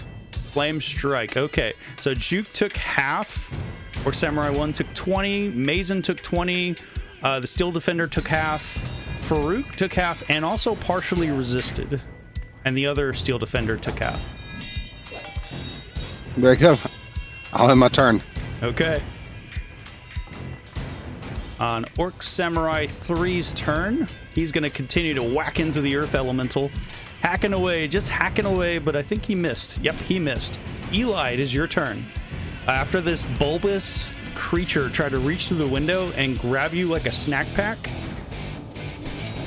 and then it began running away, galloping through the yard next to the house outside. You can actually see it's still scampering outside. It's the weirdest thing. It's like when you watch a Great Dane running. You know how their limbs are just gangly? Yeah. It's like someone took a frog, a lizard, and a Great Dane and like combined them into a creature. With your free action with the environment, you wanted to close the window, correct? Yeah, lock it. Okay. And I will move there. Yeah. Door and peek out. Okay. You peek out the door and you just see a nightmare scenario of all your friends surrounded by creatures. You can now see that strange creature floating in the air.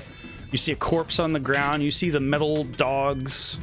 You see Music with his feet propped up, sitting in the chair. You see Luthana backed up against the wall, the northern wall, with her bow out. You see Red surrounded. Music's laughing. You can't really see anything beyond that to the south because of your position. You only see everything up here in the northern section of this area. That strange horn creature thingy, I'm going to cast a spell at it. You're going to cast what? Banishment. Banishment? He succeeds. And I will force him to roll a 9. You're going to force him to roll a 9? Yes, on his save. 9 plus whatever Sir, his charisma bonus is. So you're using your second D20 divine for the day, correct? Yeah, it's basically, yeah. Okay. That is my second of the day. I don't think I have I don't think I have a way to stop you from doing that, but I'm just double checking. Let's see. Yeah, like an automatic save on a what do you call it? If he's a legendary creature, then you can save automatically. No, he just has resistance on saving throws, so that's why he was able to succeed on that first one. So you're saying that he has to roll again? No, automatically roll. I change his whatever he rolled to a 9.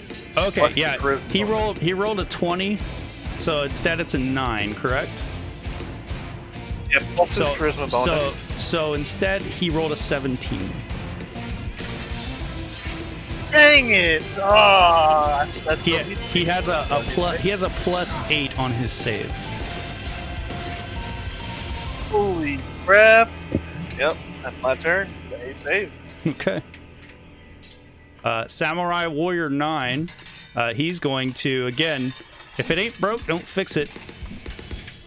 I don't know why I have him targeted. He's going to slash into the Earth Elemental and roll a natural one. These guys are not impressive, just going to say. And Red, it's your turn. I will swing at Juke again. Juke. Recklessly this time. Recklessly. I love it. Well, that's a hit. A 25 definitely hits Juke. That's 19 slashing magical damage to Juke. He takes a hit from you, and you manage to crack part of his mask. And as it falls away, you can see the scar underneath. And as you hit him again with your second hit, this time a 24 hitting, dealing 13 magical slashing damage to him. And this time you cleave into his shoulder, breaking the splint shoulder pad that was there off. And he just almost goes down to one knee with that hit. And he's looking up at you. His sword's still glowing, by the way.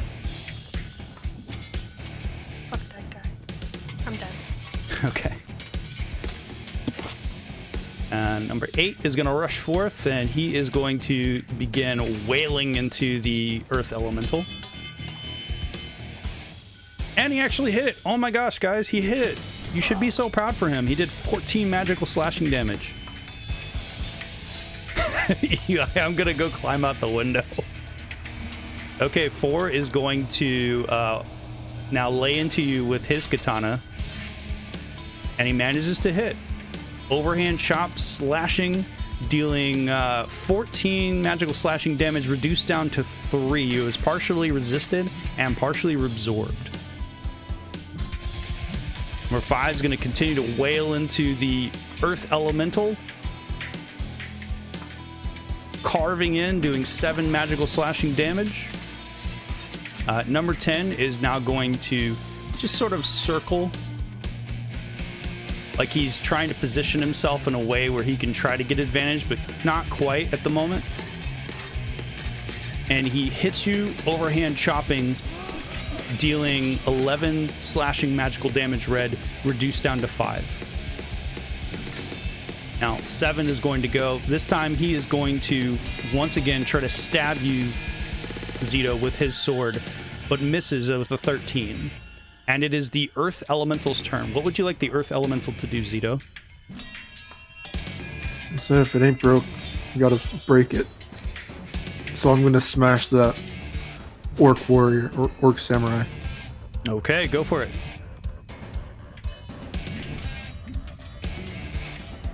Hulk smash. That's a hit. A 21 definitely hits as the Earth Elemental rises up and boom, splashes into it, hitting the orc samurai for 18 bludgeoning damage.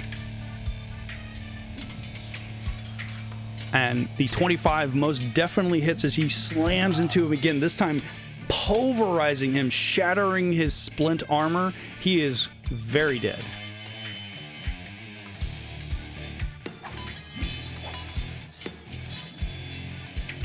Is that the end? Alright, and yeah, I didn't give it any commands, so it's just gonna stay there. Okay. Zito, it is your turn. Alright. This is a bit of a gamble, but Zito is going to drop the concentration on the Earth Elemental, and he's going to cast Sanctuary on himself. Okay. So you are no longer under control of the Earth Elemental, correct?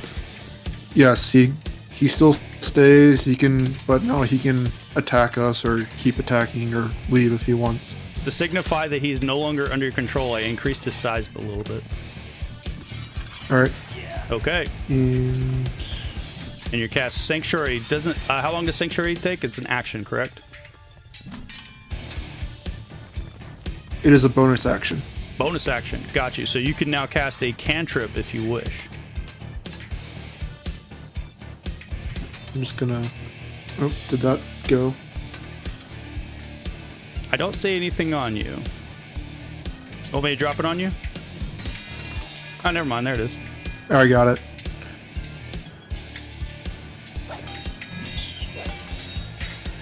Okay. And Zito is going to make his way back towards red. You're going to towards red. So you're going to take, let's see, 1, 2. Let's just say 2 for now. The Earth Elemental is not looking at you. So the Wretched Blade and Orc number 7 are going to take opportunity attacks on you. They need to make a wisdom saving throw. Wisdom saving throw? Yes. All right. Okay. A 1 is not going to do it for him. And the other one, I assume a 10's not going to do it, correct? No, 10 will not do it. All right, then you manage to get past them. Scampering back towards the northern section of the chamber. All right, and Zito is going to cast Shocking Grasp on Orc Samurai number 10. Gotcha.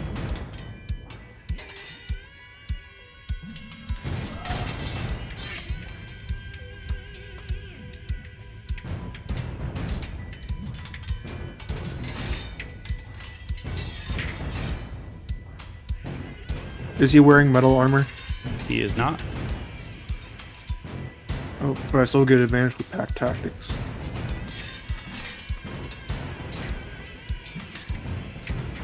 Okay, that's a hit. 1d8 definitely hits. You deal 7 lightning damage to him. He cannot take opportunity attack. And I'm gonna settle back in behind red. Okay. So I'm gonna move again. Yep. So if warrior number to try and make an attack, you can. Okay. So that warrior will take an attack of opportunity on you. Number 4, correct? Yes, he's. Okay. By the way, number 4, we didn't use this confused behavior earlier, but if you'd like to, I'd like to use it now. Go for it. All right, that's a 1d10. That's a 1. All right, let's see. He uses all of his movement to run into a random direction. Okay. We'll say north, south, east, and west. So we'll say north is 6, east is 1, south is we'll just roll d6. All right, so he's gonna run in over here into the wall. It's a good place Take for him. opportunity attack from red if she wishes. Yes. Okay. There's my sword. Number 4, right? Yes, ma'am. Thunk. That's a hit. That's 19 slashing magical damage as he runs away. Also, Jeremy, you can take the effect off of me now since I attacked. So you no longer have Sanctuary? No. There's no effect on you except for Sanctuary. So we'll take that off. Boom. All right. Let's see. Who's up? Number 2 is going to continue to guard the door. On Juke's turn, he is going to take 2 attacks on you, red. He's going to shift down. If you want, I believe you get an opportunity attack, Zito, on him since he's breaking away from you. I won't take it. Okay. So, with advantage, he will try to cut you down, red. 26 hits. And holding his katana up, slashing it up to down, you take 19 damage, reduced down to 9. He then says, I am so very sorry. And tries to slash at you again, but this time he misses, nearly thunking the end of his blade into the wood. Ha! And it's Farouk's turn. Farouk raises himself up in the air. This is a vaulted chamber of 15 feet. So he's going to raise himself up. We'll say 10 feet off of the ground.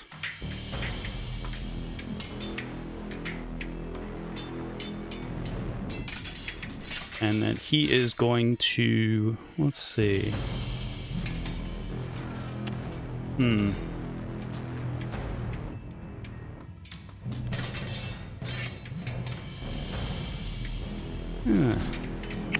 a good thing to do.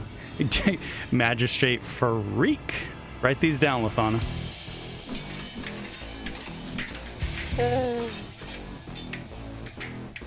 Let's see. Okay. Did you guys like... I'm gonna roll so you guys can see if he gets his possession back. He has to roll a 6. We can't see the results. Sure you can. It shows up on the thing in the dice tower. Oh, it doesn't show you the results? Crap. Okay, well, he didn't get it. He rolled a 2. I don't know why it's not showing you. Sorry about that. Are you sure you don't want to change your answer, Jeremy? You know, I mean, I could, if you want. Let's see. So he's going to hover over... Let's see. Yeah, why the hell not? He's going to fly here. He's right above the table here. And he is now exactly 10 feet away from you, Music. And you can see now his tendrils are, it's like they're forming a hand. And they reach out towards you and make a swipe at you. Let's see. And it hits you with a 29. You take... Yep.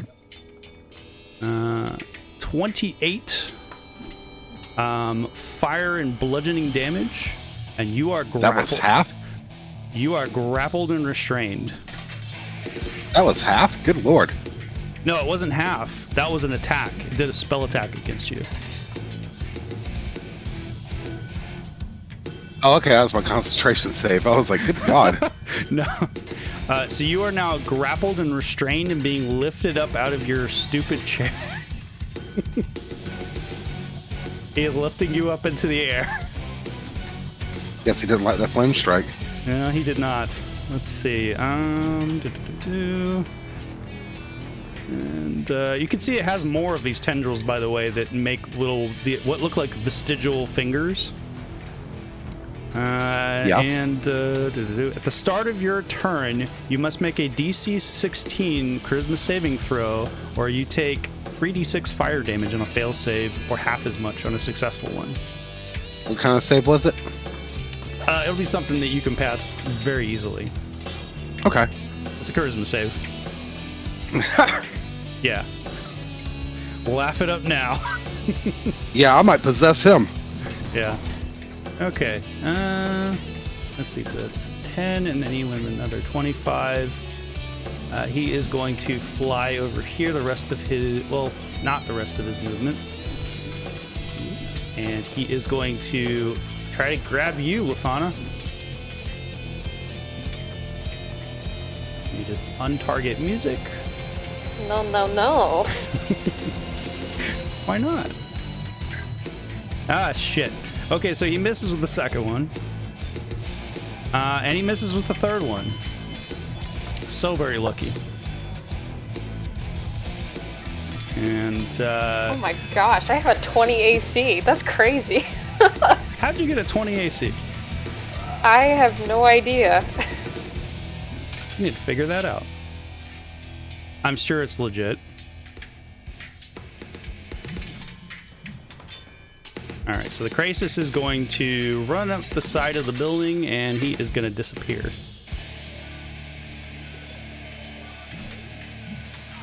Blink. You all heard the sound of scratching and scampering coming from outside the window in the side of the house. Luther's turn. He's doing a thing. There is now this sound of like crunching, a cacophony of wood splintering and this strange hollow ringing noise, which is echoing out and blasting a little bit of force, blasting the door open a bit, nearly smacks the dog in the face.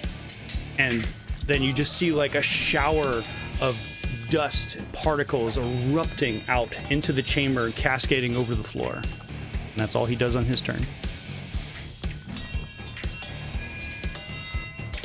Let's see. Defender number 1. He is just going to run over, and he's going to boot the door closed.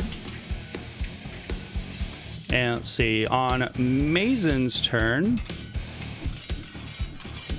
he is going to call out, "My lord Farouk, I am ready to accept you. Take my vessel." And he's going to stand over here holding an action, just holding his arms up in the air, holding like you just don't care, and holding a dagger in one of his hands. The other orc is going to... He needs to roll on the confusion table. Oh, he does? Okay, go ahead and roll for me. Because maybe I didn't do that shit. You'll have to remind me. I'm sorry, there's a lot of people on the board here. That's okay. That's why I was watching. Okay, so for 2, what does he do instead of yelling out what he just said? He doesn't move or take any action this turn. Okay. All right. He's back where he was. I believe he was right here. No, not him. Orc Warrior 1. Oh, I'm sorry. Because Mason should have rolled it as well. No, Mason didn't need to. Oh, okay. It was only Orc Warrior 1 and 4. That's right. That's right. He passed. Okay. Okay, yeah, so I took notes. Orc number 1, he just stands there stupidly, his sword, or his bow dangling in his hand. The wretched blade turning around, looking at the elemental, and then looking in the direction where you went, Zito, is going to rush forward, coming up for you. And he's going to move his full movement to get to you. That'll be his turn. Oh wait, I forgot. He has this ability.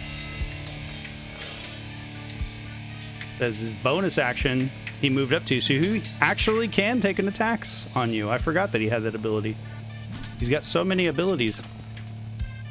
But will he actually connect? A 22 hits. Would you like to shield that? No, I'll take it.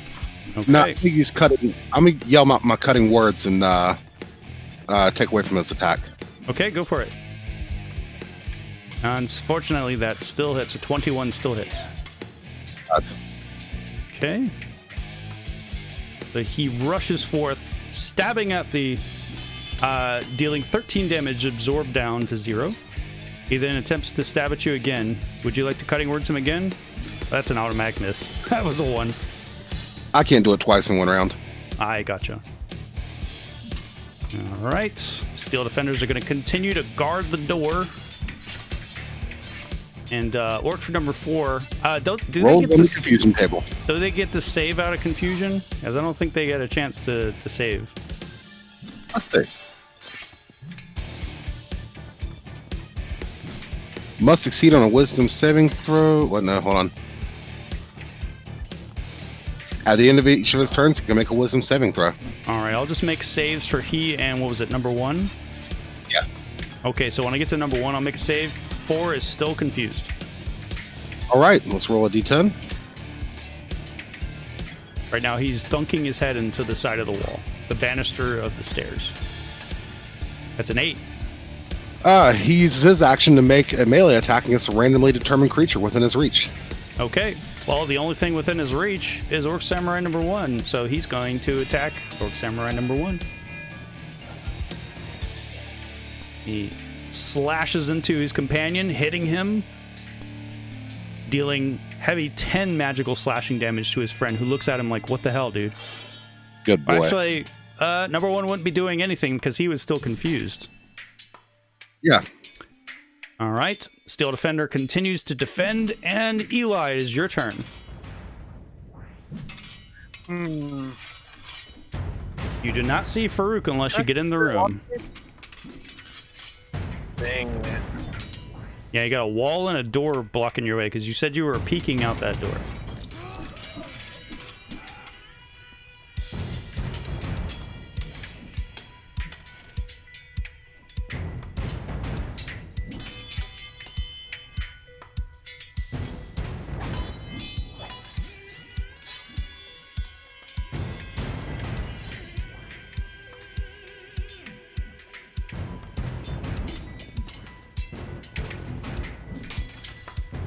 Would you like to hold your action?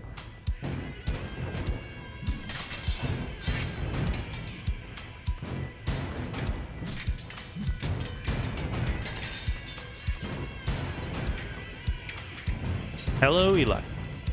Yes. Would you like to hold your action? Yeah, I would. Okay, what action are you holding? If he comes in range, I'm going to try to hold monster.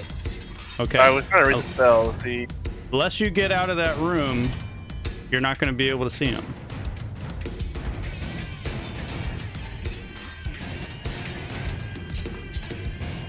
all right, I'll move. Okay. Eli has joined the party.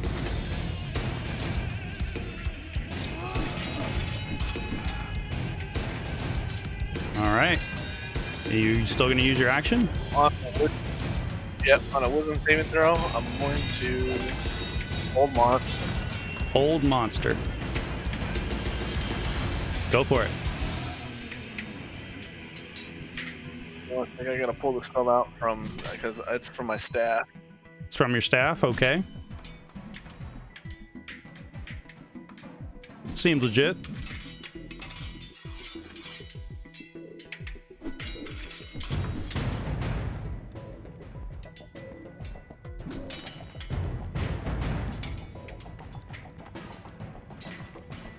He succeeds. Hey, all right. I rolled a 26. All right. Eventually, these guys are going to actually join the fight. But until then, they're going to keep hacking into this elemental, whittling him down. Good lord, how much health does he have? All right, number 10 is going to try to cut into you, Zito. Your sanctuary is over, correct? Yeah, it's over. Okay. He misses you, though. And Red, it's your turn. Okay. I'm gonna leave Juke alone for a moment to help Zito. Okay. I'm gonna recklessly attack Orc Warrior 10. Go for it. That's a 28. That's 17 damage. And hit him again. That's a 29. And then I'm gonna bite him. Bite him, do it. That also hits. And he is dead. You managed to tear his throat out. And that is it. Okay. Zito, it is your turn. You just watch as Red is now bathed in the blood of this orc as she just teared his throat out after slashing him with her sword. Alright, Zito's gonna put his hand on Red's thigh, and he's gonna cast okay. Curse on her. That went the totally different direction. It's 36 health back to you, Red. You feel yourself being knitted back together It's all I can reach. as Zito slaps some sort of balm onto your leg. It's true. And that'll be his turn. Okay. Let's see. Number 7. He turns looking in the direction that you ran. He's going to run up and then around to you, Zito. And then he is going to cut down with his katana, attempting to cut you down, hitting with an 18. Cutting words, cutting words. Roll for it. Okay, a 13. I got a guarantee you a 12. Sorry, 18, yeah. That's 13. So that's a miss. That is a miss. All right. Let's see. These other guys are continuing to hack and slash into the earth elemental, dealing damage. 9 damage this time. On Farouk's turn, he is going to, looking down at you, Lafana, he's going to try once again. You can feel him creeping into your mind. This whispery sounding voice that sounds like Farouk, but not quite. And it once again tries to grasp you with one of its tendrils. A 24 hits, correct? It does. Okay. Lafana, you take 22 bludgeoning fire damage, and you are now grappled and restrained in its tendril.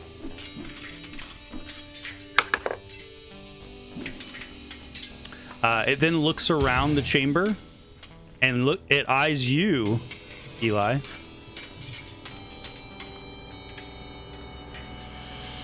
Dragging Lafana and music with it. And with its third tendril, let's see, it will attempt to hit you. Because it's a thing that it must do. As it lightning quick slashes out at you. A 21 hits, unfortunately, with your mage armor. Do you have anything that you would like to stop that with or attempt to? No. Okay. You take 17 bludgeoning and fire damage, and now you are also grappled and restrained by this creature.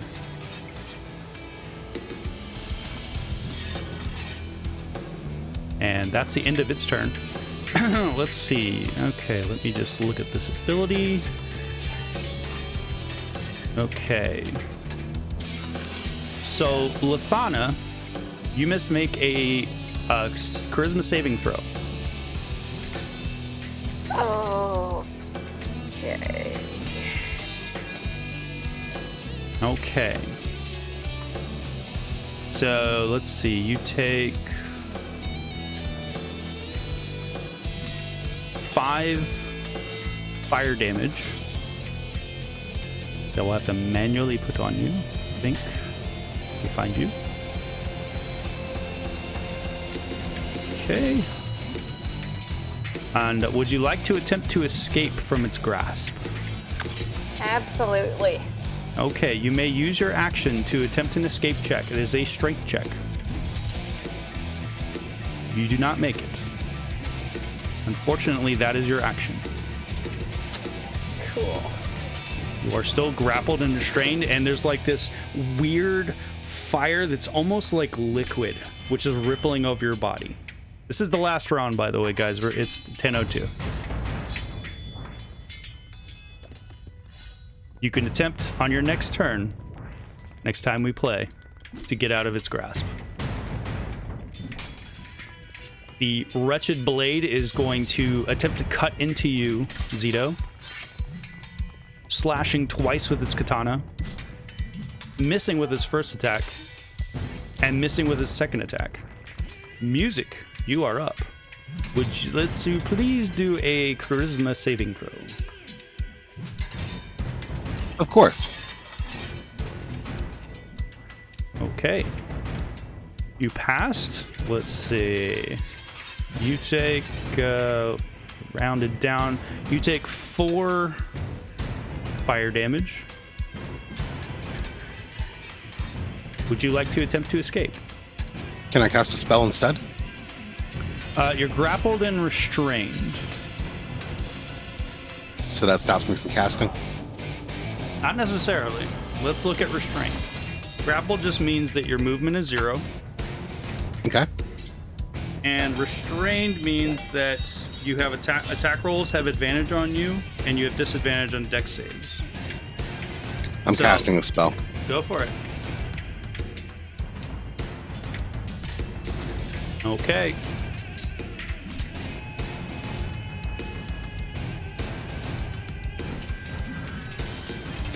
You blasted Orc Samurai 1 is blasted backward, dead from your spell. What was that spell? Synaptic Static. You find him and take him from there. When Juke hits the ground, his body, a mist begins to pour out of his body.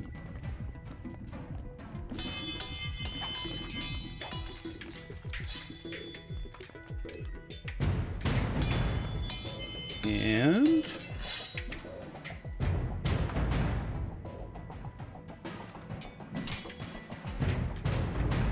bam. An insect-like creature. Looks kind of like a centipede.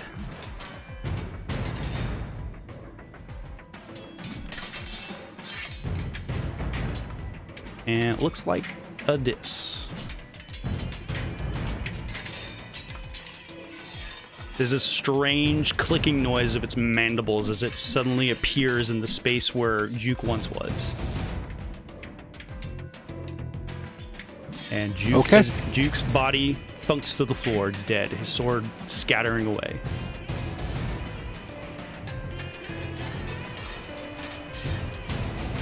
All right, that's the end of my turn. Okay. Mason is continuing to call out, "My lord, over here! Vaughn has escaped. Let's kill these interlopers and attend the ceremony." That's all he's doing.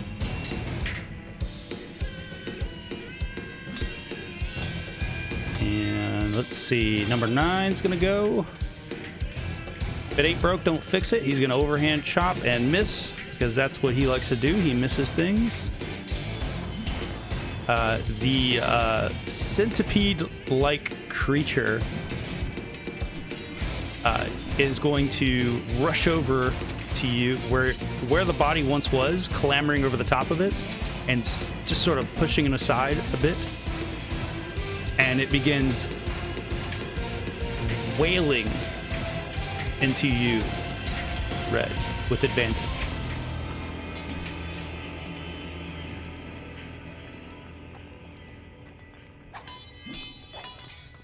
The first one hits.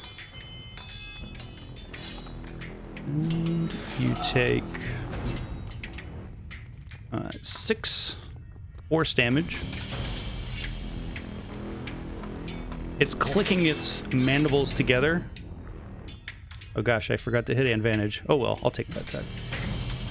And now, as it does this damage to you, it clicks its blade-like appendages together, and now they're glowing like the sword was glowing. And I will see if it gets its possession back. I should have done that at the beginning. It does not. And Earth Elemental is going to just kind of Hulk smash into these Orc Samurai. Why not?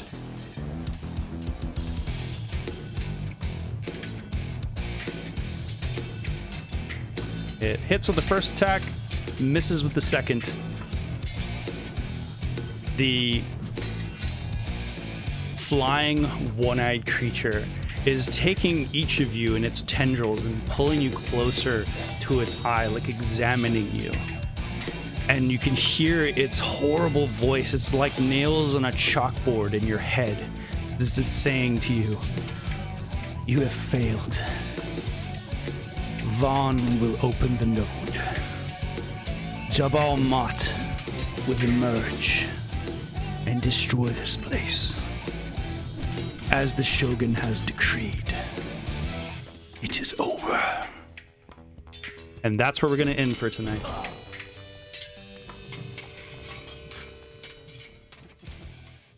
All confident, isn't he? Wow, intense. I would like to point out that the Bard has done a ton of damage this fight. Yeah, he is. Yeah. Good job, Bard. Good job, Bard. So what do you think, guys? You think you guys are going to win? Yes. Yeah? I don't exactly see how we could lose unless you bring another monster in here. So far, you guys, and out of 2 sessions, you have fought 3 Korai. Laughs Yeah, after nervously. this, we're leaving town. We're just like, fuck these people. Well, fortunately, can't really leave town with the Korai. They're everywhere. I know places we could go where they're not. We just go back to the plains, we find us a gate, hop that, we're out of here.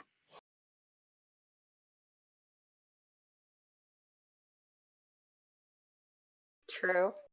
Probably should get some extra plane or police on this right away. Right? Well, I mean, I could summon Clyde if I had one more spell level. Oh no.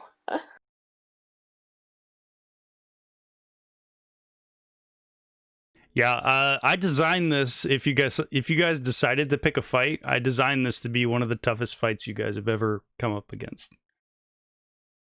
Well, success? Mission accomplished. Yeah, those Korai, man, they're freaking weird. They either have really useful abilities or they're just kind of milquetoast, lame sauce.